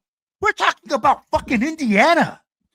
They're dominant in basketball, not football. Cal is a freaking nerd school. That's where you go when you're really intelligent. Freaking people think Marshawn Lynch is an idiot. That dude is probably one of the smartest motherfuckers that you've ever met in your life. He just talks like he's from the hood because he's from the hood. But he's getting the bag and he's still getting paid. Yeah. So don't think that this guy's not intelligent. I'm telling you right now, when you're talking about intelligence, the kid's going to have a high IQ. He's going to come in and understand a lot of things, but the game moves so fast at the NFL level. And their freaking mentality can get crushed in an instant. Yep. Every single thing can happen. If you get the wrong coach, if you put him in the wrong system and he starts failing, what happens then? What is Raider Nation going to do if we don't start winning in the first year? Mendoza. Dude, and this is the thing. People think because we draft Mendoza that next year we're going to be in the playoffs. Yeah. And I'm not saying that, but I hear you because there is fans out there that are like that. I've literally sat there and listened to this where people are like, oh, we just draft Mendoza and get the right coach and get the right this and get this and get that. And I'm like, fuck, bro, you want a fucking wish list. I mean, like, that's a lot of stuff that have to happen for this team to become competitive, to become what we want them to become. So if we do draft Mendoza, I tell you guys that we do the right thing by sitting him down, letting him have a bridge, letting us draft more guys next year.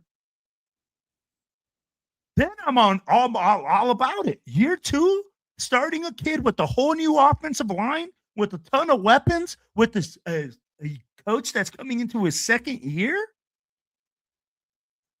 He's going to have a lot more like support. But right now, bro, I love this team, but we ain't ready for Mendoza. I agree on that. Mike's no. I know. And that's why I know, Jay, and that's why I said everything. You work towards getting Mendoza. This is why you don't expect to go ahead and put all your pieces in one fucking year. Yeah. I can't stress that enough, bro. You're not going to solve all your problems in year fucking 1, but you need to start somewhere. Absolutely. And you guys need to go ahead and stop being scared of the whole Jamarcus Russell thing and take the fucking. You have to take a chance. And I'm glad. I like the analogy that that Jeff said the other day. It's like when you have a bad experience. You know, you had that one bad date. Is that bro? Are you ever going on a date again? Like, no, bro. Like, you're probably gonna go on you're gonna meet some other people. You probably can go on a date again. You know, it's like if you fucking suck at driving, like, are you gonna go ahead and just completely like never drive again? No, you're probably it's gonna take you a while, but you're eventually gonna go ahead and learn how to drive. It's the same fucking concept. Whatever analogy you want to use, it's the same thing. You have to go ahead and take risks. You have to take a chance. Now you have to take an educated chance, and I think this is a really good fucking chance to go ahead and take. I mean, it's not because this kid has a fucking big arm. The kid is smart. The kid could go ahead and read defenses. The kid has progressively gotten better year over year. And like Primo said, look at the Cal tape. You know, I saw little glimpses of Cal when he was at Cal. The kid was already fucking doing shit like at a very high level, and then it just literally came full circle once he came to Indiana and got with the Indiana coach. I forgot his name. With the right coaching. With the right coaching. And again, that's what I'm saying. And the scenario that I propose is like, what if we get the right coach, right? The offensive minded fucking coach, right? Who's had success. He puts on a great coaching staff. We start addressing the O-line and the free agency, right? We get that center. We get maybe like another guy, right? That is solid. Maybe not. He's not over there like cracking the needle, but he can go ahead and be a solid guy, right? So now you got a little bit of veteran presence in that offensive line. What do? Do you go out and get your guy or you don't? There's some guys on the chat that were like, hey, get Mendoza even if he's still here. Like, why? Because he's gonna sit him, right? No. I don't know. I still believe that you would get your quarterback and start building from there. Eventually, you have to build at some point, whatever point. I agree. You know, that's my thing, and that's my thing. So, well, now I'll talk about this. So, if you ideally you would want to go ahead and sit your quarterback, right? But there's also been instances where you don't sit a quarterback, right? We had Jaden Daniels literally start his rookie year. Kid killed it. Kid went out to the NFC Championship game, almost made it to the Super Bowl. Right? Caleb Williams didn't have a great first year, but look at him now. Kid's going to the playoffs now. So Bo Nix, another prime example, started his rookie year. So it can be done. Is it more beneficial to sit him? Yes, but you don't necessarily have to. And it's all about coaching. And this is where Will is right. It depends who you bring in as a head coach and the coaching staff they build around that coach. To make that decision, right? But I still think whoever's going to be the new guy, because it looks like it really is going to be that, you have to go ahead and take your quarterback, because that issue is never going to go away until you actually address it, right? Yeah. And to be like, hey, the 2027 class is going to be a better class. We said that last year about this class, and look at this class, right? It's not the greatest. It's even worse than the year prior. So nothing's guaranteed. Look at Adlar. We thought he was going to be better even this year. He's regressed. He looks worse. And so nothing's ever guaranteed. Nothing's ever even guaranteed that we can make it back to this position next year. So if you're here, take advantage of it. Do what you need to do and address the positions you need to address. That's my point. That's my point, bro. This is what Jay has said. Get all the positions ready for Mendoza train to come to fucking Las Vegas. Spy Tech, get your ass together. Start calling the freaking Baltimore Ravens right now, because guess what? They just lost. So Tyler Lindenbach, expect our number right now to be tooting, because we're calling, baby. Your agent. There you go. Have my agent call your agent. Well, guess what? My agent's Spy Tech. Get on the phone, dog. Oh, yeah. For real. Yes. RC planning, dog. Oh, go ahead. I wanted to touch on something that Will talked about earlier, and that's the Chicago trade. I want to touch on that because let's say we trade back.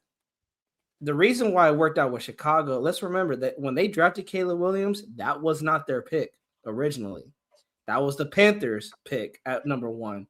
They got beneficial that the Panthers were going through their own shit and finally got it right, but that they got the number 1 pick. I don't think Mendoza will go to a team like the Jets and find success there. But again, nothing is guaranteed. Let's play devil's advocate. You trade back, maybe you trade back at 2. You trade with the Jets. You get a haul for him. Let's play devil's advocate, and Mendoza has the Jets probably playing meaningful games. I'm not saying takes them to the playoffs, but has that draft pick now moved from top 5 to now 15 to 20 or 10 to 15. We're not only guaranteed to probably get our quarterback in 2027, but you're not guaranteed to be in the top 5 in drafting when it comes to draft day. I want to ask, can we withstand a 2026 season without any hope on the offense? Continuously watching bad quarterback play with not a franchise quarterback on the roster going into the 2027 draft. Again, playing devil's advocate, not having a top 3 pick or a top 5 pick to potentially go get your quarterback. And to Jay's point, we've said this every year. Next year's quarterback class is better. Next year's quarterback class is better. What if Arch Manning regresses? Pulls a Drew Alar and regresses? What if these quarterbacks that are coming out don't have the seasons that we believe that they can have? Anything can happen. Not saying a quarterback won't be there for the taking, but I will actually agree with Will on this part. If Clint comes in and is like, Mendoza, he's nice, but there's just too much. He needs everything perfect around him. He's not a quarterback that can make others elite. If you believe that you cannot bring that out of him at all during his career, then yes, Clint, trade back. Because outside of Mendoza, if Moore doesn't declare, then Mendoza, there's nobody else. Maybe Ty Simpson, but I'm not picking him with the first overall pick. If you're going from Mendoza to Ty Simpson, I'm trading back. I'm not taking a chance on Simpson at 1. For me, Mendoza is more of a ready NFL quarterback than Simpson, than Moore. I think Moore and Simpson both need development. Mendoza, you drafted me, let him sit, because I'll say this, going into the 2027 draft, I know I'm going way ahead, you guys, but if Mendoza let's say, goes in and we have another terrible season, well, to Will's point, you could again, or not even Mendoza playing, but like a bridge quarterback, and you have a bad season, now Mendoza is going to the 2027 probably starting with 2 off seasons where the Raiders had chances to address the offensive line, address the defense, and potentially go get him a number 1 wide receiver while still having Genty and Brock Bowers on this team. So essentially, you're giving Mendoza all the pieces to work with going into 2027. That's why I think you draft him, you bench him, and if you're 2-10, maybe trial by fire, you put him in there if you're 2-10, if you're not fighting for anything. and you see what you have in the kid. But I think to Jay's point, they probably will start him in his rookie year, especially if you bring a guy like Clint Kubiak or an offensive-minded head coach. I think that because you want them to have that kind of continuity together, grow together, and gain that and build that relationship together as the season progresses. But I think Mendoza, and to Raider Nation's point, he wants us to be in quarterback purgatory. No, but for the next 5 more years. Tell you something. I'm going to tell you something. Here's the thing. I like the reason I do like the idea of moving back. Right? If that's not his guy, yeah, bro. If we move back to 2, okay, that's 1 spot. Yeah. Am I? That's 1 spot. Yeah. And we get 18 for this year because they got the first round draft pick for this year. Mm-hmm. And we get another number 1 for next year. And we don't believe in Mendoza. That's 3 potential starters that we can draft with 1 guy, with trading for 1 guy. Yep. Yeah, that's where I'm at. Will whatever they do, if they trade back, if they draft Mendoza, the Jets have I trust a ton of picks right now, bro. The Jets, second first round pick. You said 18, right? Yeah, I think they're 18, right? They're first and 18, right? They're 15 now. So it would be the 2nd and the 15th pick of this draft that you get, plus another number 1 next year. It's things to consider. I see the looks right now. Now the mind is thinking. You, but you said if they don't believe in Mendoza, and I agree with you on that. Right? If they don't believe in the kid, if they believe, the thing is, I don't think they are. I don't want you to.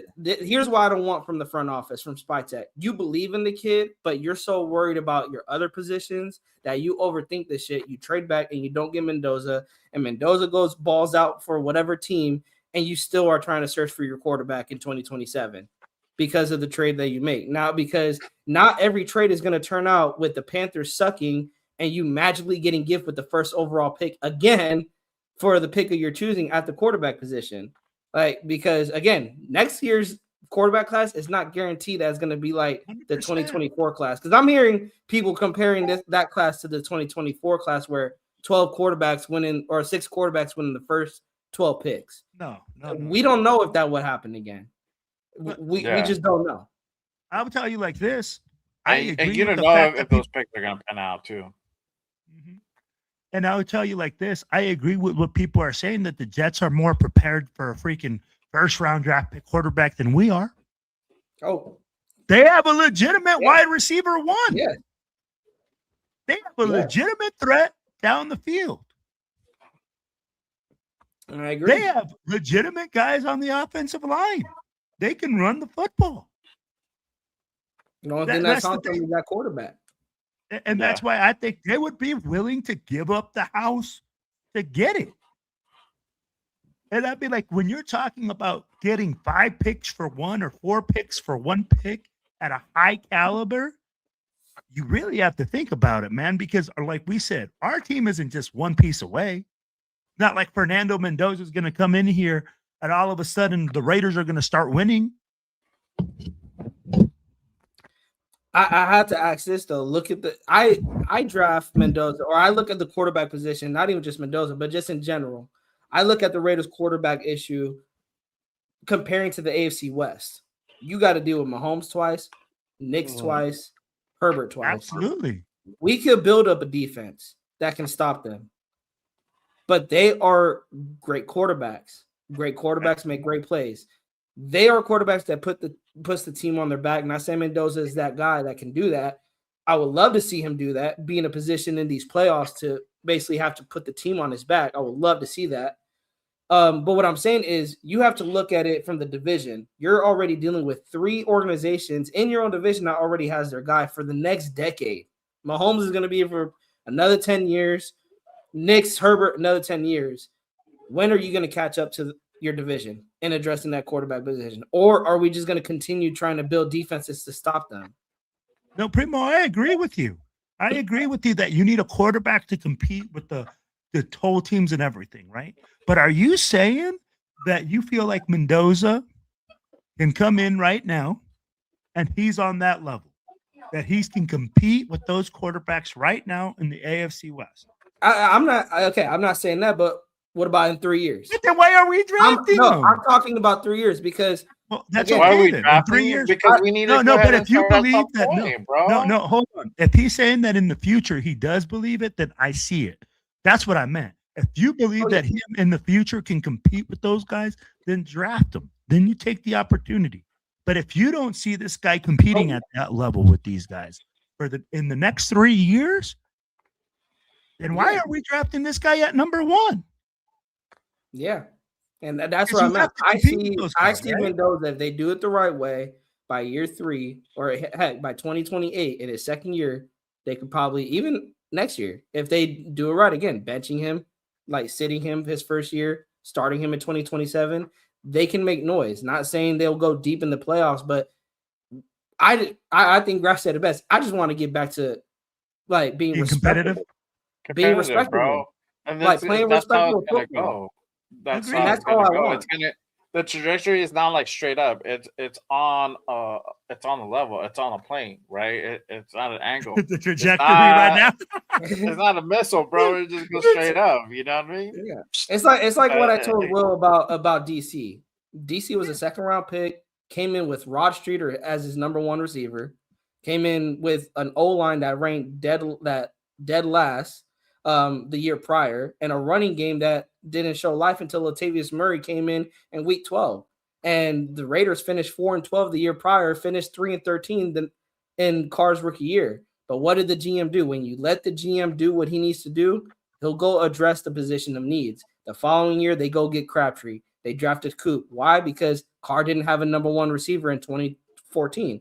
2015, they gave him 2 of them motherfuckers, in Crabtree and Coop. And then in 2016, what do? They try to address the defense. Give Khalil Mack some help. Go get Bruce Irvin. Go get Sean Smith. Go get old head Reggie Nelson. And by 2016, Carr took that MVP leap. But I've always pointed why Carr took the MVP leap was the offensive coordinator, Bill Musgrave. Jack Del Rio handled the defense, took care of the defense. He let Bill Musgrave run that offense. And Bill Musgrave knew how to operate Derek Carr. He knew what system worked for them. He knew it was a balanced attack. You beat him in the run game and you kill him in the passing game. And that's why I keep saying, yes, we can get Mendoza. But to Will's point, the most important decision the Raiders got, who the hell are you going to bring in to call the plays for Mendoza? Who are you going to bring in to draw up those plays? Because that's why he's killing in Indiana. It's because that coach brought the best out of him. But not only brought the best, but surrounded him with weapons. And if Spytek brings in Mendoza and he sees, there's something to this kid. Let me give him a wide receiver 1 in 2027. Let me build this offensive line for him in 2027 even more. Make him dominant. Because by 2026, you guys, the Raiders had the most expensive offensive line. Why? Because General Reggie McKenzie knew I got a young quarterback who's on a trajectory going up. Mm-hmm. I need to protect my young quarterback. And the Bucks, Mendoza. That's and to Will's point, a lot needs to happen. But to those fans, Will, that you run into that think, oh, Mendoza comes in and it's a one season like we do this shit overnight. It's not gonna work. By year 3, you guys, that's when I'm expecting for this team to by year 2 be competitive, to be like, by next year, maybe this year didn't go the way we wanted it, but the next year in 2028, that's where it's really gonna Raiders are back. That's what I'm expecting. 100%. I'm gonna put up this comment real quick from Radio Scorpio. Shout out to him. He says we could trade the pick for more picks, but what's the point? No matter what, it's gonna take time to fix this organization with or without Mendoza, and that's facts, bro. And that's the point that I'm trying to make. Like, it's gonna take time, but you need to start somewhere. You need to go out and get your quarterback. You need to go ahead and get that. Yeah, they don't want to hear. And I'm gonna throw another monkey wrench in this. And then shout out to Justin. We talked about this yesterday, and I'm gonna throw another monkey wrench, and I'm gonna get your takes. Shout out to over 100 people in the building. Salute to everybody. Appreciate you guys. Make sure you guys hit that like and subscribe button on all the channels, all 3 channels you see here. I'm gonna throw this monkey wrench and let me know what everybody thinks. And everybody, well, some people are gonna like it, some people are gonna hate it, but I like to talk about this shit. This came out the other day. I don't know if everybody saw this, but the trade Max Crosby rumors again started flying. It's every year. Diana Rossini from The Athletic put this out, saying that according to league sources, they believe that the Raiders are open to exploring trade options for Max Crosby this According to offseason. league sources. According What to is league this, the sources, not the Raiders. Is this the Cowboys calling and being like, hey, the Raiders are trying to trade Max Crosby? Because Max Crosby has come out and said it. He already addressed it. Bro, he said, hey, I was pissed off. I left the office. I had a bad reaction to it. I want to be here. I'm out. I get it. Mm-hmm. Come on, man. This is the insanity. Hey, somebody from the Denver Broncos called me and told me that Max Crosby wants to be traded from the Vegas Raiders. Just so stupid. Hey, at the end of the day, all these rumors are going to fly. Why? Because Max Crosby is that type of motherfucker. He is a dude that everybody wants on their team, a leader of men, one of the best defensive ends in the league at run stopping. He's a guy that's a valuable piece to any team. But at the end of the day, until we hear something straight from the horse's mouth, Yep. bro, to me, this is like when people say, hey, bitch, get my name out your mouth. Type of situation. Like literally, Max Crosby is tired of addressing this, bro. He's come out every offseason and said, I want to be here. I want to stay a Raider. I'm gonna put this, and this is I showed this for a reason. And I showed this because I wanted to steer this conversation in a certain direction. What if it's not up to him? Because that's what the message that it's saying. It's that the Raiders, not Max Crosby, but the Raiders might be open to go ahead and explore trade options for Max, right? So, and this is where it, like, you have different people. Like I lean more towards you guys. I'm not with trading Max, but if somebody calls and says, "Hey, I'm going to give you 2 firsts for Max," what if it's the Lions, right? And we're going to keep the number 1 pick. Now we go ahead and trade up. We get an extra pick from Detroit, right? Or a different team in general. Hey, I'm willing to go ahead and give you, this is the offer. I'm going to give you this, my 2 picks that I got for this year for first and second, and next year's first, and then the next year's first on top of that. What do? You better give me the name, and you better give me the draft pick numbers. Because if you're telling me that you're going to trade me 3 booty-ass picks, no.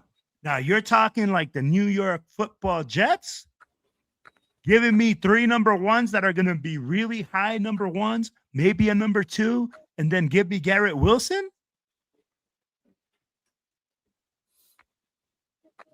Cool. We might be in the same zip code. But don't sit here and tell me, oh, we're going to get 2 number 1s for Max Crosby. First of all, let me put this in there for you. Let me put this in there, and then maybe it makes a little bit more sense. What if the Rams call and say, "Hey, we want Max. We're willing to go ahead and give you. We're willing to trade up at 13. Right, we're willing to give you our 13th pick, which is a free pick for this year, right?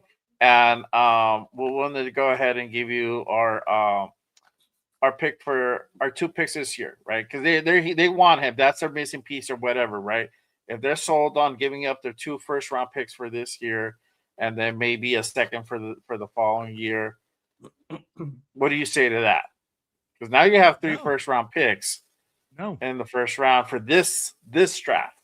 No, because one of them is going to be at 13 and the other one's going to be at 24. 29. At 29. Yeah. Mm-hmm. No. I want quality. I want to be able to hit. With the Raiders draft record right now, I need top 10. I need some top 10 picks. Don't give me no booty picks. 13 and 29 ain't high enough for me. Because next year's pick is going to be another high pick because we're giving them Max Crosby, which is going to give them the ability to be a Super Bowl contender. Yep.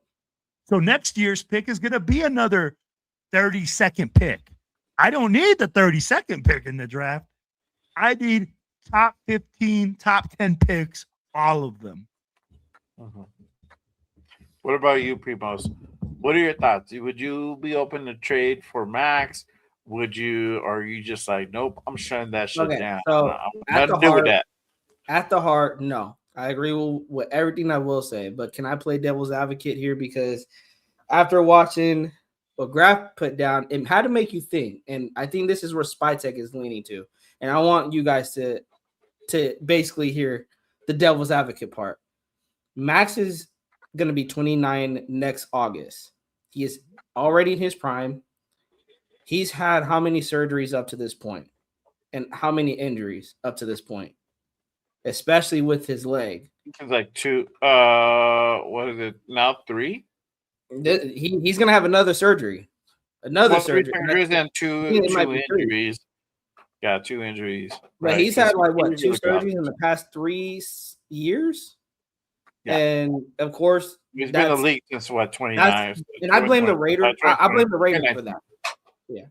And I blame the Raiders for that because I've always said you need to save the player from himself, and having Max out there 100% of the time during those defensive snaps, I get it. He's the best defensive player on this team, but you didn't do him any favors by playing him while he's injured. Like we could start there, and then on top of that, playing while he's injured and putting him in there 100% of the time. So if I'm offered 2 first-round picks, you have to think about it because will you get 2 first-round picks again from Max in the future? I'm saying that because we're talking about giving Mendoza help. Let's not act like adding 2 first-round picks won't help you be able to give Mendoza that help that you need. Now we're talking about we could possibly get a wide receiver 1 for Mendoza. We could possibly get the best offensive lineman for Mendoza. I'm just saying it's something to think about. Would I do it? No, because I think Max, 1, he's a Raider at heart, and 2, that's another piece that you have to address in the offseason. And you already need a defensive end. You need, and then if you go into this offseason now needing 2, I think that hurts you more than actually going out and trying to help Mendoza by getting more picks or whatever the case, whoever they try to draft at quarterback or whatever they try to do. I think it hurts you more if you trade Max away because that's another hole. We talked about it numerous times. We have a lot of holes on this team. Why add another? Why add another hole to this team? So you're thinking about it because will you get that offer again in the future? Likely not, but Raiders are in a position that they cannot make a trade like that. Because it would just be another hole to the hole that they will add to this team, and it would probably set them back, even if they get a guy like Mendoza. Because now you don't got Max Crosby on that defense, and let's not lie, this defense has been terrible, but Max has made that defense look great at times because he's on the football field. You take Max away, I mean, we've seen it. They shut him down for the last 2 games. We've seen how this defense looks. Who's the leader on that defensive squad? Yeah, they need to go. They need to go against third-string quarterbacks to look good. Okay, so like, right? Yeah, that was a good day. Yeah. When I think about it, I would think about it, but in the end, I'm saying no because you're gonna have another hole at that defensive end position, and you don't. I'd rather go into this offseason with 1, trying to address 1, than having to address 2. And again, you're trying to replace Max Crosby. That's not going to be an easy task to do. Yeah. Real quick, shout out to my guy G-Fam. Blasphemy. Shame on you all. Shame, I say shame. Bro, I'm just throwing it out there. That's the conversation. I'm throwing out what I didn't fucking say. I didn't put out the story. It was cussing at us, bro. Blame her ass, bro. You know, blame Jeff. Blame Jeff for opening the door. Jeff started this whole rumor. Like yes, it's all Jeff's fault. I don't care. I'm blaming it on him. But no, I mean, you know, you guys I don't know if everybody in chat has heard was tapping into yesterday's Good Morning Waiters, and then the New Year's Eve. We talked about this, and I'm not with that. I think there's different ways you can go ahead and get the pieces you need without being able to trade away Max Crosby. Could you listen to an offer? Yeah, you could definitely listen to an offer and see what the offer is, and from there make an assessment. But if it's something where it's only going to go ahead and really improve the team, like hands down, it's going to literally change the face of the franchise, then that might be a decision that you can potentially make. But if you're getting, calls where the offer is not even worth, like, yeah, you're trading on number one and you're probably getting next year's number one and maybe a second or something along those lines, it's not worth it. It has to be something where you're literally going to ship off one of your best defensive players, somebody who's been the heart of your team. Yes, I know nobody's above the shield, but also too, you got to keep in mind this guy wants to be here. This guy could have the opportunity to go to different teams at any point, because this is like his second or third extension, and he's still here. He wants to be here. So I don't agree 100%. necessarily that you would want to go ahead and trade away the best player. But would you listen to an offer? I think I'm more open to that now. But again, the offer has to be right. The offer has to be right. And here's Jeff again, continuing to help to stir the pot. And how many games have we won with Max? And better question: what good is he really doing? Oh, You guys want to answer that my question? gosh, bro. This is an 11-man, this 22-man sport. 36 with special teams. The man can only do so much. Let's be honest here, okay? Like, Max Crosby fills a lot of holes for the Raiders by just being on the field. He literally, tell me what linebacker we got, because we ain't got one. Tell me what defensive backs we got, because we ain't got one. Shit, they even had him playing defensive back at one point. Literally. I'd be like, we have no defensive identity without him. We have no leadership. Yeah. So it's not about the wins and losses. It's about the absence of leadership. What, you want Geno Smith leading this team? When have the Raiders helped him? When have the Raiders gave him a cornerback one or a defensive end that can get 8 to 10 sacks along with him? Linebacker help, where they can get linebackers to actually cover downfield. There's so many more things to this. And then this is, again, if you're going to take draft picks for them, you have to hit on those draft picks. Yep. Can't be like I want you to show me the trail of all these draft picks that we have hit on that are still on this team. That's the whole reason we are shitty, because none of the draft picks that we get, the ones that are freaking good, they leave. Josh Jacobs, probably the only one. You don't re-sign them. Yeah. In order to be a good team, you have to keep your talent. That's what good teams do. Retain their talent and then build more talent through the draft and bring in pieces through free agency. All we're doing is playing dice. We're basically throwing crapshoots. Hey, man, let's get 3 more draft picks, see if we hit on them. Let's pick 3 more Cleveland Farrells. They'll equal one Max Crosby. Nah. We're still trying to recover from Khalil Mack. Yeah.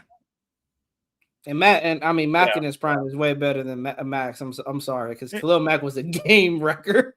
Like, Primo, you know what you said? You said Derek Carr. We built around Derek Carr, who was a second-round draft pick. Yep. Wasn't the first-round draft pick. Wasn't the first pick in the draft. Yep. We built around a guy that we got in the second round that everybody dogged on. Aaron Rodgers, who's 155 years old, is still being built around, and he got drafted at 24. So it's all What? about the way that we draft. It's all about the Yep. guys we put in those positions. I keep telling Jeff, like our team, our fan base is literally built off the past, bro. Like we still talk about, dude, just said Derek Carr's name just came up. Boom. Yeah. Prime example. So I don't know. For me, there's different ways you can go ahead and go about it. Like there's nothing that guarantees that these draft picks are going to hit. We still are. The jury's still out on the current draft picks that we have for this year. We don't know. I mean, there was Genty Buzz talk only a few weeks ago, like 4 weeks, 3-4 weeks ago. This is being real, So nothing's for sure. But for me, it's just all about making the right choices and putting the right pieces in place and addressing the issues. Thinking like, okay, because our offensive line had a slightly better game this today, that the offensive line is still fine, and I say this, I said that specific statement because we had the last 4 games of last year, or 4 or 5 games of last year, where the offensive line was better, they performed better, and this regime thought that was good enough to go ahead and build around or have around Geno Smith and or whoever they would decide to go ahead and get, right? That's their mentality. They were fine with that. They felt that Alex Kappa was the only move they needed to make to really bolster up this offensive line. So all that shit, the mentality, the way that you have your philosophy and again your vision as a line makes a big difference. So my thing is this: so long as you make the right decisions, the right moves, or the most educated moves, because sometimes there's not a right move to be made. The educated move is probably the one that's going to go ahead and pan out. So to me, there's other ways to go about it. Not necessarily would you have to go get 10,000 picks. And mind you, this is a guy who got 29 picks or 20 picks on the mock draft last year. So I take that a little bit with a grain of salt, my guy.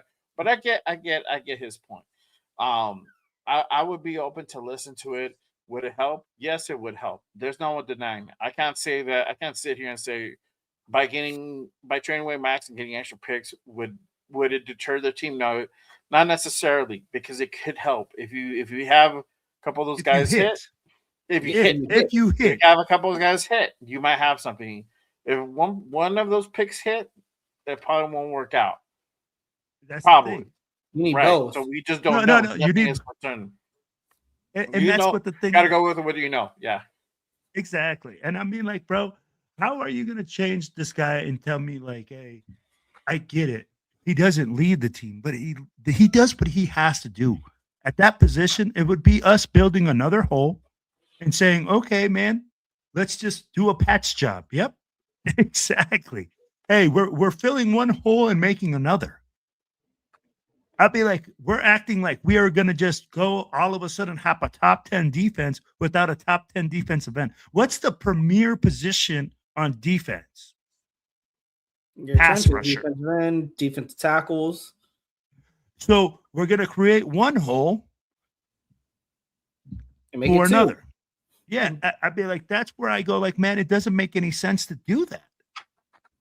You have to hit on every single draft pick, and the Raiders haven't shown the ability to do that. And to trade another player, to send away another player that the Raiders have drafted to go be successful somewhere else, don't give me that shit. I'd be like, come on, man. We have to keep our own guys. At the end of the day, if the Raiders were to keep half the guys that they had on that fucking defensive team for a couple years ago, fuck, we'd be a top 10 defense. Yeah. And I like Hummer's comment. He says, player has to not just have to have the skills, but more importantly, have the willingness to put themselves on the line. Max was mad because he couldn't play. Devontae Adams, enough said. And that's facts, bro. I mean, you had the toxicity of guys like Devontae Adams where they had a fucking Fucci phase on the fucking sideline, like majority of the game or every game. And it's like, really? Do you really? And and it's crazy because it's infectious. It'll literally it'll spread to the other people, to other players, and so you don't want to go ahead and really have that around. And that's my thing. If you have a guy who wants to be here, let him be here. If he wants to be here till the wheels fall off, do it. If he's not pulling his weight, then that's a different story. But Max is, and Jeff knows Max is. He does.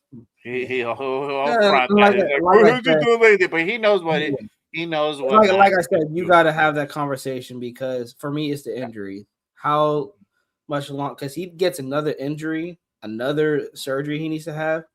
Those first 2 first-round picks or 3 first-round picks, no team is offering you that. Again, if he gets another surgery or another leg injury, I think Jeff was pointing out, the time is now. If you're gonna move on from Max, if you are Spytech and you're like, I'm considering moving on from Max, the time is now. Like the time is now. And if you don't move on from him, hey, you don't move on from him. We keep Max Crosby, but just know his value is gonna go down in the future, and you're not gonna get this deal again. You're not 100% deal again.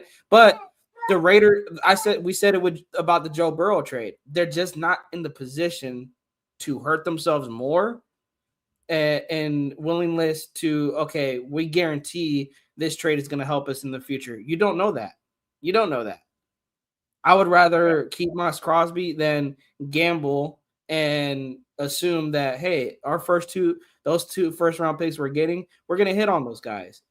And because you don't know, you could hit on them, you could not. But I'd rather take a chance on 1 rookie defensive end than 2 rookie defensive ends.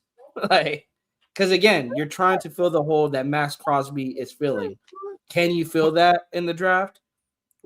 It'll be a wait and see. And we know this by heart. Will knows this, and this is probably why he's hard on holding your questions on Mendoza, is because this fan base will kill any rookie that comes in here and plays bad, especially 100%. In the first year. And tell me who's going to be the defensive leader. Who's going to step up to take over the reins of this defense and come in here and do that? We lucked out with Max when Khalil Mack left. We did, bro. Yes, we lucked out because next year we got fucking Max, and then boom, it started taking off from there. And he almost instantly started being that guy, that leader. Yeah. On that defensive side of the ball. So. It does. You just gotta have luck is part of it. I don't care what anybody says. Luck is part of it because we talked about it earlier with Caleb Williams falling to the Bears. That was not the Bears pick. That was the Panthers pick. The Bears just got lucky that the Panthers had a bad season. And with the Max thing, we got lucky that Max, for a 4th rounder, is performing the way he did, especially after a Khalil Mack trade. I didn't know that he pulled himself. Same thing. You have to fill the shoes that Mac is filling. And luckily, Max came in and filled it in 2019. Yeah.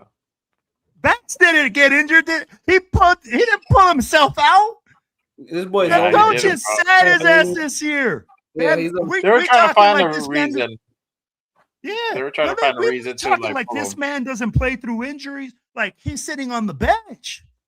Yeah, he might get dinged up, but he plays through it. All these motherfuckers play through injuries, bro. 100%. Some of them require surgery, some of them don't.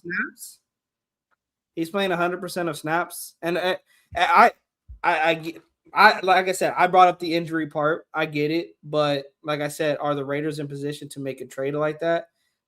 I don't think they are, because you already need to address the defense as a whole. You need a whole linebacker room. You need a whole secondary room because you're going to be out of safeties. Darian Porter is probably the only corner that you're probably going to have in that corner room going into the offseason. Maybe Stokes comes back. Maybe. What? So did Max get hurt his rookie year? I don't think so. No. Or am I wrong? Did he get hurt 2020? The inaugural year when we moved to Vegas? No, right? Nope. 21? In fact, we're talking about what he did for the team to help the team with the playoffs. Didn't he dominate the Bengals in that playoff game?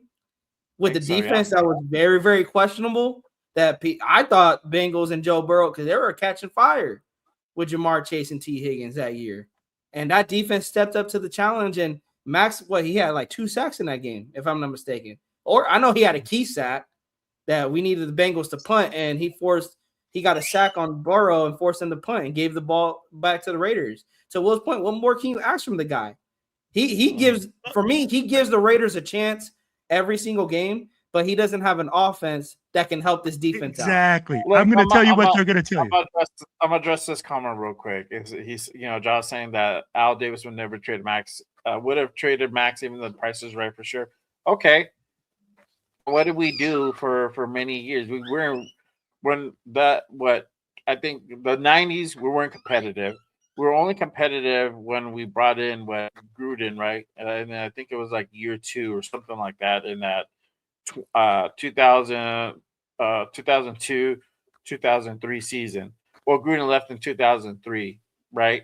And then so that 2002, 2001, I think we were starting to be competitive. 2003 went to the Super Bowl. After that, nothing until 2016. Yeah, until 2016. 2016. Nothing. There's large gaps where when we're doing shit, we're terrible. We're always mediocre or always like terrible. And the thing is, when I see the Mac and Max comparison, Mac was getting more help than Max. They, like I said, we talked about they brought in Bruce Irvin, Sean Smith, Reggie Nelson. Like they were revamping that defense around Khalil Mack. And what did Khalil Mack do? He cooked. And I said this in our last post-game show. I don't think we've seen the best out of Max because he hasn't got the help around him on that defense. And I've said this defense gets beat up a lot, you guys, and rightfully so. But it's complementary football. If your offense cannot sustain drives, we've seen a Denver defense be number 1 in scoring, the number 1 overall defense, and have a 32nd ranked offense with Russell Wilson and miss the postseason.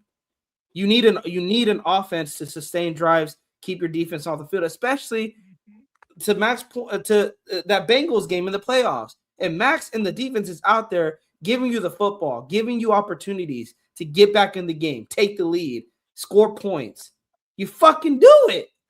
And if you don't got it, this defense can only hold up. Max can only hold up. And I said it in the beginning with this injury problem, the coaches in the past did not do him any favors.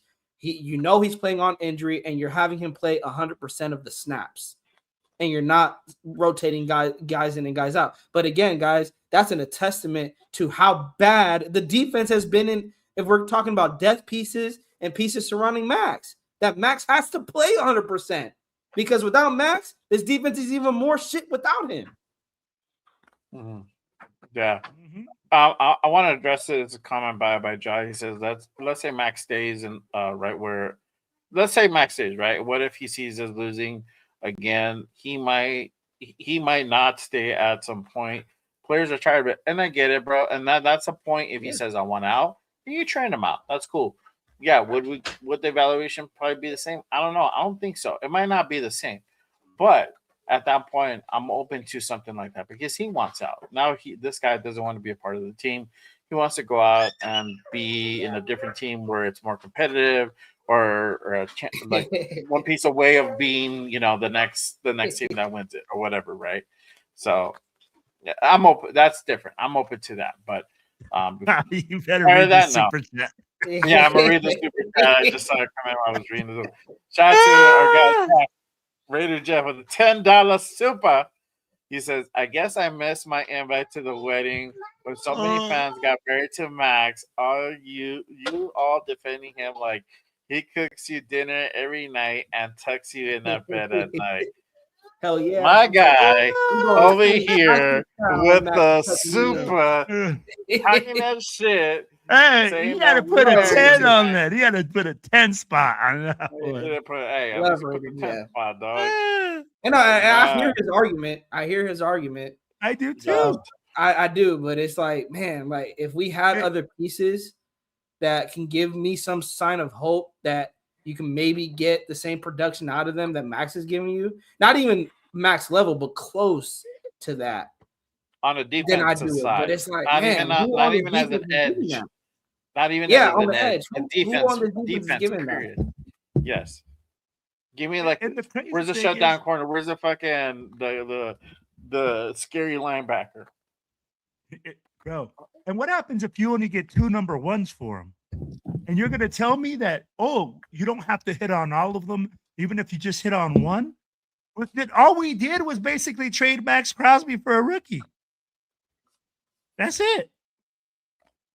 See, what's the benefit? Is the rookie going to take this? he's like, did you see Terry Ball out today? We got the Max replacement. Come on. Bro, facts, dog. That's going to be the next Max Crosby. He's going to right here. Hey, you guys heard it from safeties on the 401 Raider regular. Jeff. Yes. Sacks Yeah, like hey, crazy. to his point, he's right though. Also, you never know. You could find a really good defensive piece in the draft. The thing is, though, that's the key. You just never know. It could be a great defensive piece. It could not. It might not. It could work out. It could not. We haven't even taken a step in that direction yet, you know? Like, Yeah. Tyree was that step, and then he hasn't panned out. Not for the number 7 overall pick. You know, there's a couple guys that they might show some promise. Charles Snowden might show some promise, but I think we need to see way more volume of work from that guy. And it has to be way more consistent. So I don't see anybody really being that guy, that next guy that's gonna be like the next type of Max Crosby type of impact. And I'm not talking about on the edge, the position.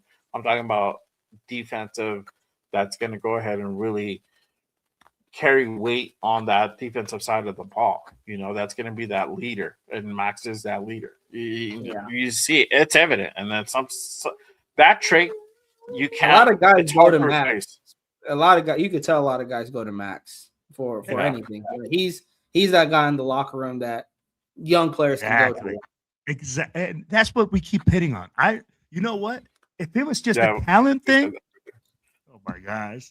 If it was just a talent thing, bro, it wouldn't be a problem because it's just a talent. What you're talking about is the void in leadership in that locker room once Max Crosby leaves. Yeah. Bro, not only is he the leader of the defense, he's the leader of the whole fucking team. And we're talking about bringing in Mendoza. You trade Max away. Now you're putting more pressure on the young kid because you're talking about he needs to take leadership role too. On offense and defense? Yeah. So, like I said, they're just not in a position to make a trade like that right now. And like you said, Will, we're not talking about talent. We're talking about what he brings off the field, the leadership. Yeah. You know, you have both. You have both. Matt. Yeah, we have both of them, and it's hard. It's very hard to replace. It's very hard. So I'm not really keen on that one, but I wanted to put it out there. And I said it. I got people flowing. It got the blood flowing, bro. They got the blood flowing. So I definitely wanted. It woke people up. That's for sure. It woke people up, bro. Because trust me, this is not the first time or the last time we're gonna hear this until the day that either Max Crosby gets traded away or he actually officially retires. So. I'm not gonna lie, Jeff. I would too, bro. His tattoos are sick. I can't lie about that. It's like, wow. Hey, I love Jeff Collins, bro, but hey, I can't lie, man. His tattoos are sick, though. If only our defense was sick like his tattoos. Oh my gosh! Right? Yeah. Tattoos and how to run a podcast in a cigar bar. Oh my God! Jesus Christ! Hey, I want you guys to save that. I want you guys to send that to Max. How do we do that? To send that on X? I'll be like, hey, Raider Jeff sends you some love. Let's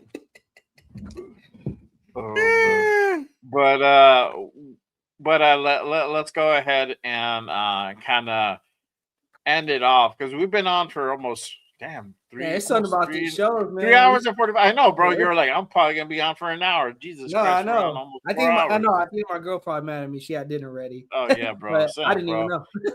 Yeah. But I wanted to go ahead and put those things out there, and you know, as far as head coaching, we're gonna find out probably 24 hours, maybe more, and see what's going to come about with good old Pete Carroll, if he's still going to be a part of this organization by Friday. I say by Friday because last year it took a little bit longer. It didn't happen on Monday. It happened on Tuesday. So In case it happens Monday or Tuesday or possibly Wednesday, which I feel like it's way Fuck too that. long. I think Well, Spy no. Tech's That's gonna too be long. Spy Tech, 8 a.m. tomorrow. Yeah. I need you to put that BTA to Pete, get security, give the shock down, get the box, and pack up Pete. Tell him to get the fuck out of town. I think Spy Hey, Tech's like, man, I'm ready to get Let's this show not on waste the road. no time with this. Tag and tag. Oh man, I don't know what Jeff is talking about over there. Fucking, he's over there. See, I got him too fired up, bro. I got him too Jeff is fired all up. spicy. Hey, calm down on the Dunkin' Donuts right now, Jeff. You know, should less cafe, bro. Less Yeah, cafe. bro. I think you need to kill that decaf, dog. Like, I think Go to it's the decaf now. for the blood too much. You know what I'm saying? But these are good conversations to have, and and he's partly right. We need to go ahead and talk about that. Yeah, You can't just be like, no. See, it's a conversation. It's a conversation to have. Like I said, he's getting up in age to the point where this kind of reminds me of when Derek Carr had his value with the Indianapolis Colts, and we got offered 2 first-round picks. You don't want that value to go down while also that play going down. But I don't see. We're talking about Max and DC here. I don't see Max's play going down. Get Max some help on that defense. Like I said, I believe we have not seen the best from Max because we have done nothing to address the defense at all since he's been here. 100%. Other than Wilkins. Sure. I could say that. Maybe Wilkins, maybe Chandler Jones, but those deals haven't worked. Wilkins just came in here for kissy. Right? He played 4 games and got booted out right after kissy. They play what's that game? Hide the pickle? Hide the pickle? Whatever it was. I don't know. I just made that up. I had the pickle. He went to play hide the pickle in the locker room and just didn't work out for him. So poor Adam Butler with his HR complaint. But we're gonna cap it off like this. Final thoughts. What are you guys' final thoughts on just closing the chapter on this horrible season, getting the number 1 pick, and what do you guys think as far as what do you want the future to hold for this team? Better yet, I'm not gonna say what do you think is gonna happen. What do you want for the future to happen? Same thing for everybody in the chat. What do you guys want to happen in this off season? And we'll go ahead and kind of cap off the show in that manner. Primos, I'll start with you. What are your final thoughts on everything? Man, been a hell of a season, tough season. Going into the off season, Pete has to be let go. We're hoping for that tomorrow. I hope it's tomorrow. Spy Tech, don't waste no time. Like, let's get this train rolling and go get a young-minded head coach. I was prefer offensive because I think we are leaning to quarterback at number 1. I don't think there's any more that we have to talk about. I think at number 1, we're going to lean towards quarterback. So I would love for them to bring in an offensive-minded head coach, specifically young, because that way you could give both guys 3 to 4 years to get it right and address the offensive line. But I want the GM to not – I seen earlier in the chat, people were talking about Brady bringing his guys for like offensive coordinator or no. Brady, when it comes to the coaching staff, let the head coach pick his coaching staff. That's what I want to see. I want to see the GM be a GM and the head coach be a head coach. Go get his staff.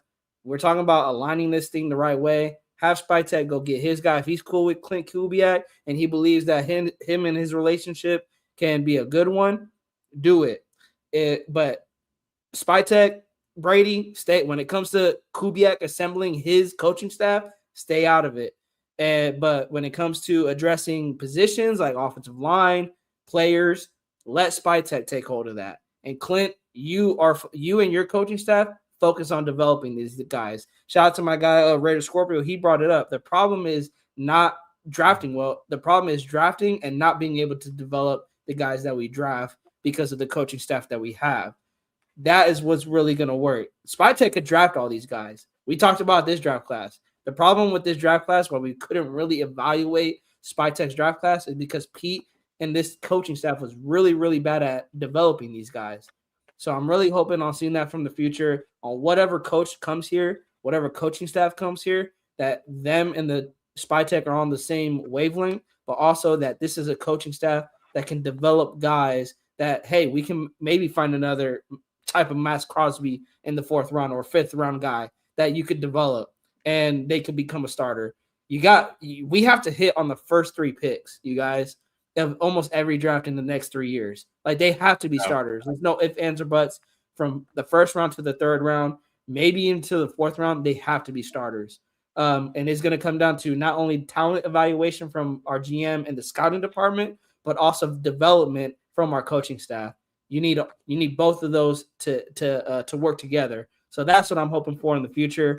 And of course, them going to get the quarterback in Mendoza. I think that will finish it off there. But again, it comes down to development. Can they develop Mendoza into becoming that guy in his 3rd year? If he is not improving by his 3rd year and this team is not improved by the 3rd year, meaning they didn't address the offensive line, he's still, whatever the case may be, bad offensive line, bad receiving core, bad defense, then you whiffed on the coaching staff, you whiffed on your head coach, and Spy Tech, you're probably going to get fired, and we're going to be right back to where we are. So that's, for me, the first thing I'm watching this week. What do we do at head coach? Because that's going to set this stage for 2026 and beyond. What are we doing with the coach? What are we going to do with the coaching staff? Because from there, we're going to have an idea what type of team is going to get built and what are we going to do at number 1. If Kubiak is here, we kind of have an idea. If LaFleur is here, we have an idea. If Shula is here, we have an idea, but they're all different ideas. They're not the same idea. So it depends on what coach we're going to bring in. So I hope it's a great one, though. I hope it's one that aligns together with Spy Tech. I'll leave it at that. And yeah. What about you, Will? What are your fan thoughts on everything? Thank you, Lord, baby Jesus, for this BTA of a season, because we just took belt to ass and it is over. Thank you, Lord. We're undefeated in 2026. Because I'm telling you, man, when you talk about a rough season, I ain't never seen a team so defeated before they left the locker room. A team that has been depleted, a fan base that has been demoralized in a long time, man. My hopes for the new year. 8 a.m. sharp tomorrow. Spy Tech. No fucking around. Straight PTA. Fire Pete Carroll. Big cojones. We need Big Dong John, not Coupon John. Get out there. Get on the phone. Start calling free agents. Address the free or the offensive line. If we're able to address the offensive line, whatever coach you bring in will be able to get a quarterback out there and put some type of product that is better than what the fuck we got, we hope. Yeah.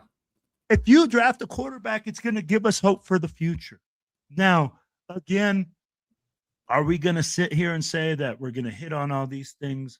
No. But what we need as an organization is a total overhaul. I am tired of seeing retread coaches. I don't want to see another coach that has been in another organization and hasn't been successful, and we think that he's going to be successful with the Raiders. Fuck, man. They couldn't do it with another other organization. What makes you think they're going to do it with us? That's a special ed project. We need somebody that's going to come in with the cure for our cancer.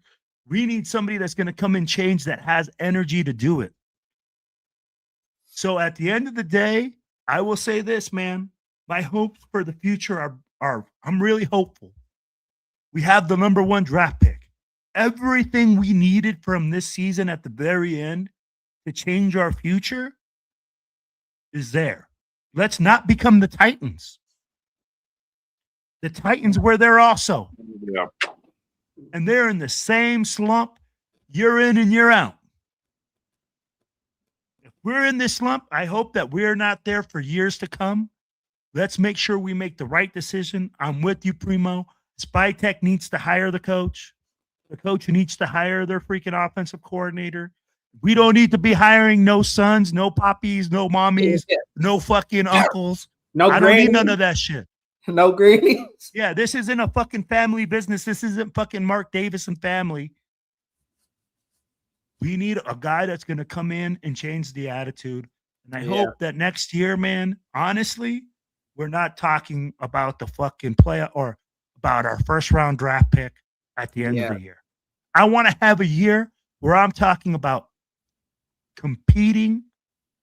I didn't say going, but competing to be in a spot, to be in a playoff spot, not in the top 10, maybe as a wild card. Fuck, just give me some hope. That's exactly what I'm thinking, man. Yeah. Thank you, Scorpio. I want to be talking about playoffs the year like after. Like where it's like, man, if we make some of these moves in the offseason, we could be something next season.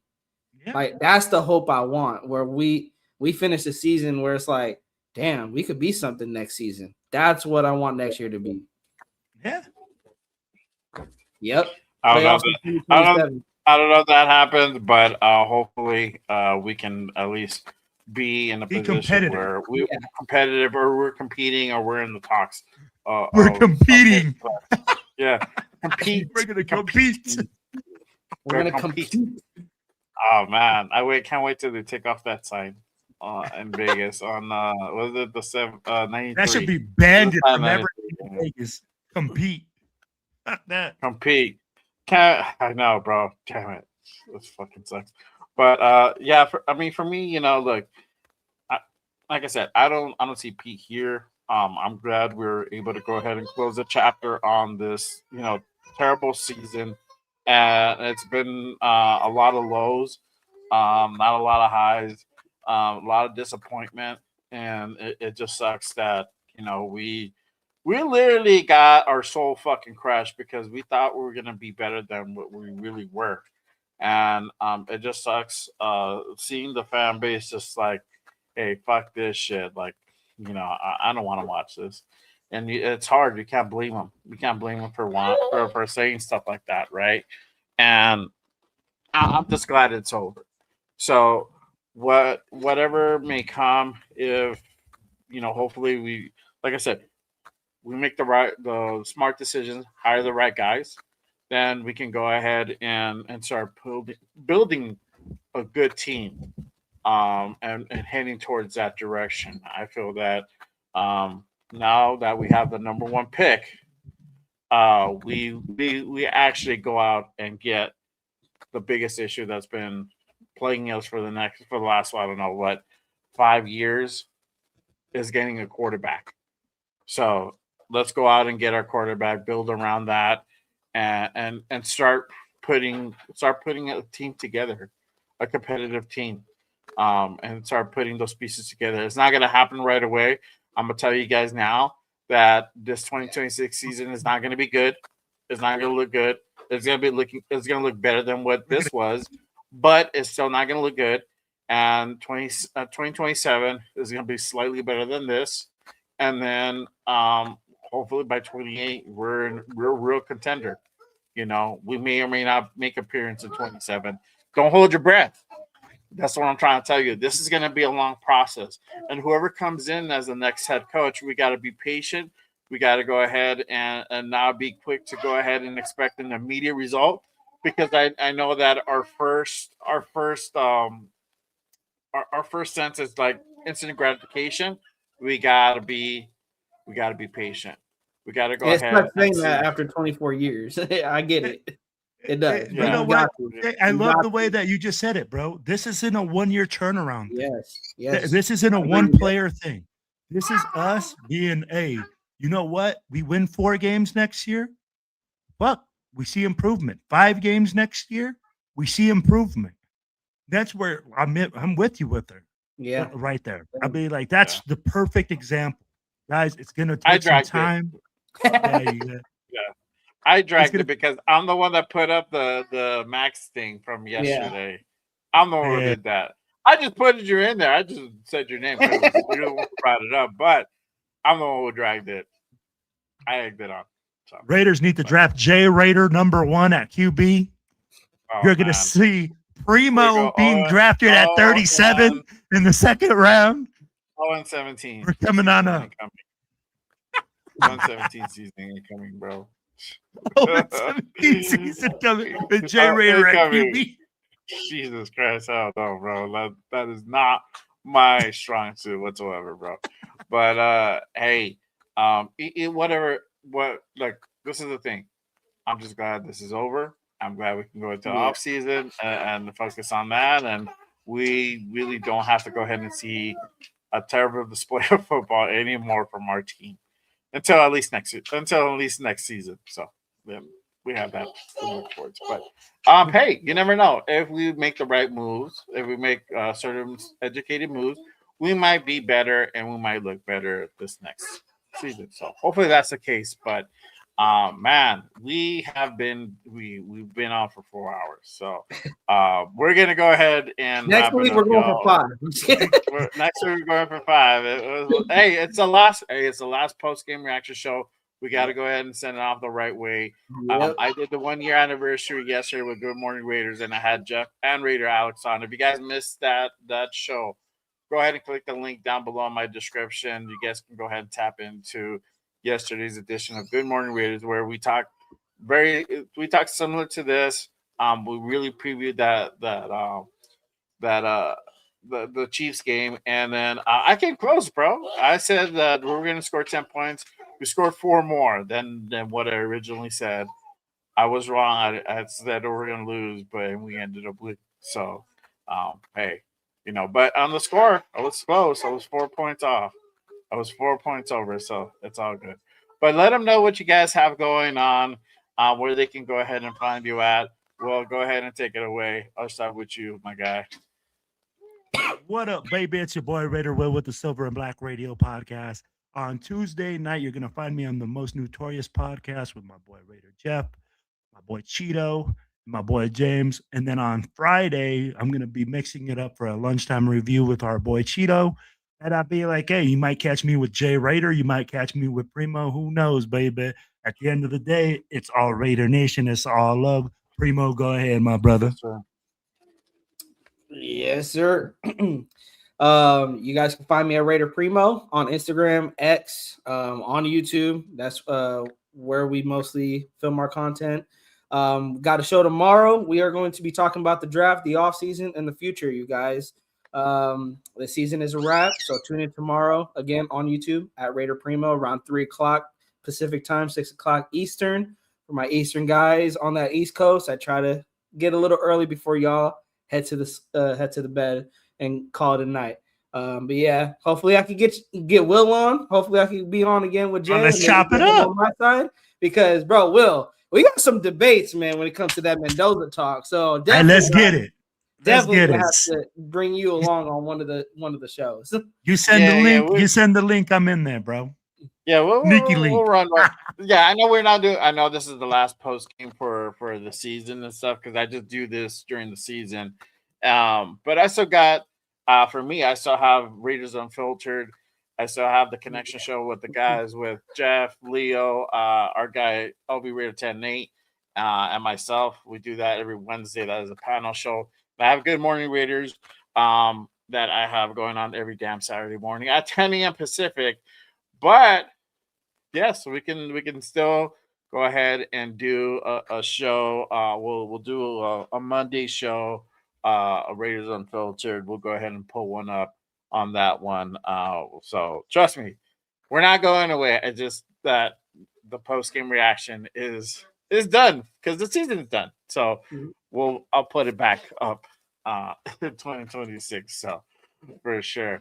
But hey, appreciate everybody rocking with us again on this post game reaction show. Make sure you guys, if you guys haven't done so already, hit the like and subscribe on all the channels you see here. Silver and Black Radio Podcast to my left, and then a Raider Primus to my right. And then again, for me, I am just Raiders, baby. Make sure you guys hit that subscribe. Make sure you guys also tap in on the socials as well. So, but I don't believe I will do Raiders Unfiltered tomorrow, unless we get the news that we've been waiting for drops. Then I will go on. I'll probably defer to the Wednesday show, the Raider Connection. We'll go ahead and we'll figure it out. We've been on the holiday break because of New Year's and Christmas. So I believe we're going to be back this Wednesday. So we'll do that one. Good morning, Raiders. Make sure you guys go ahead and look out for that one this Saturday and every Saturday moving on. I plan to go ahead and take a break. I haven't figured out when, but I am going to go ahead and take a short break to go ahead and just kind of chill out, focus on some stuff, focus on some shows, some projects that I want to do outside of the Raiders. So I'll have that going on. So make sure you guys go ahead and tap on for that. Yeah, see, there you go. Jeff said a connection is back on for this week for show. All right, cool. So I'll defer till Wednesday unless news drops and I go on. That's why you gotta hit the notification bell on all the channels. Oh yeah, you never know. Yeah. Shit happens. We go on. There you go. Or I might bring these guys on. I'll be like, yo, come on real quick. I'll play a little hooky from work. So you never know. So make sure you guys hit that notification bell as well to stay up to date on everything Raiders related for sure. But that is it for us today. Appreciate you guys. Again, we now have the number one pick. And guess what? It's most likely gonna be Mendoza, and he's pro ready. End of story. I was waiting for that one, dog. Damn it, I missed it. How to get you there, Will? How to get you there? But no, hey, already in the story. Everybody makes good points. That's what I say. Whichever decision they make, whether it's Mendoza or trading back, I'll trust the process. And you know what? If you want to trade back, guess what? Interesting, man. That's fucking interesting. Yeah. Very fucking interesting, man. Yeah. Right See, I got everything. Hey. You know, but ultimately, hold on. One more. Ultimately, Want to cook? yeah. Oh, yeah, I think we all hungry. I think we all Yes, sir. food in our system.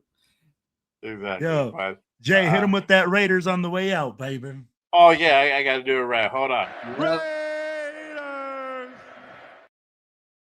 Y'all already know we ended the fucking season. We ended this thing off the right way with a dub. We beat the Queeps. We could go ahead and ride off into the off season on a high note with the number one pick. So there you go. With the Raiders. Always, baby. Always. But appreciate you guys. That's it. We'll go ahead and see y'all next time. Always remember, just Raiders, baby. Bye, everybody. Raiders!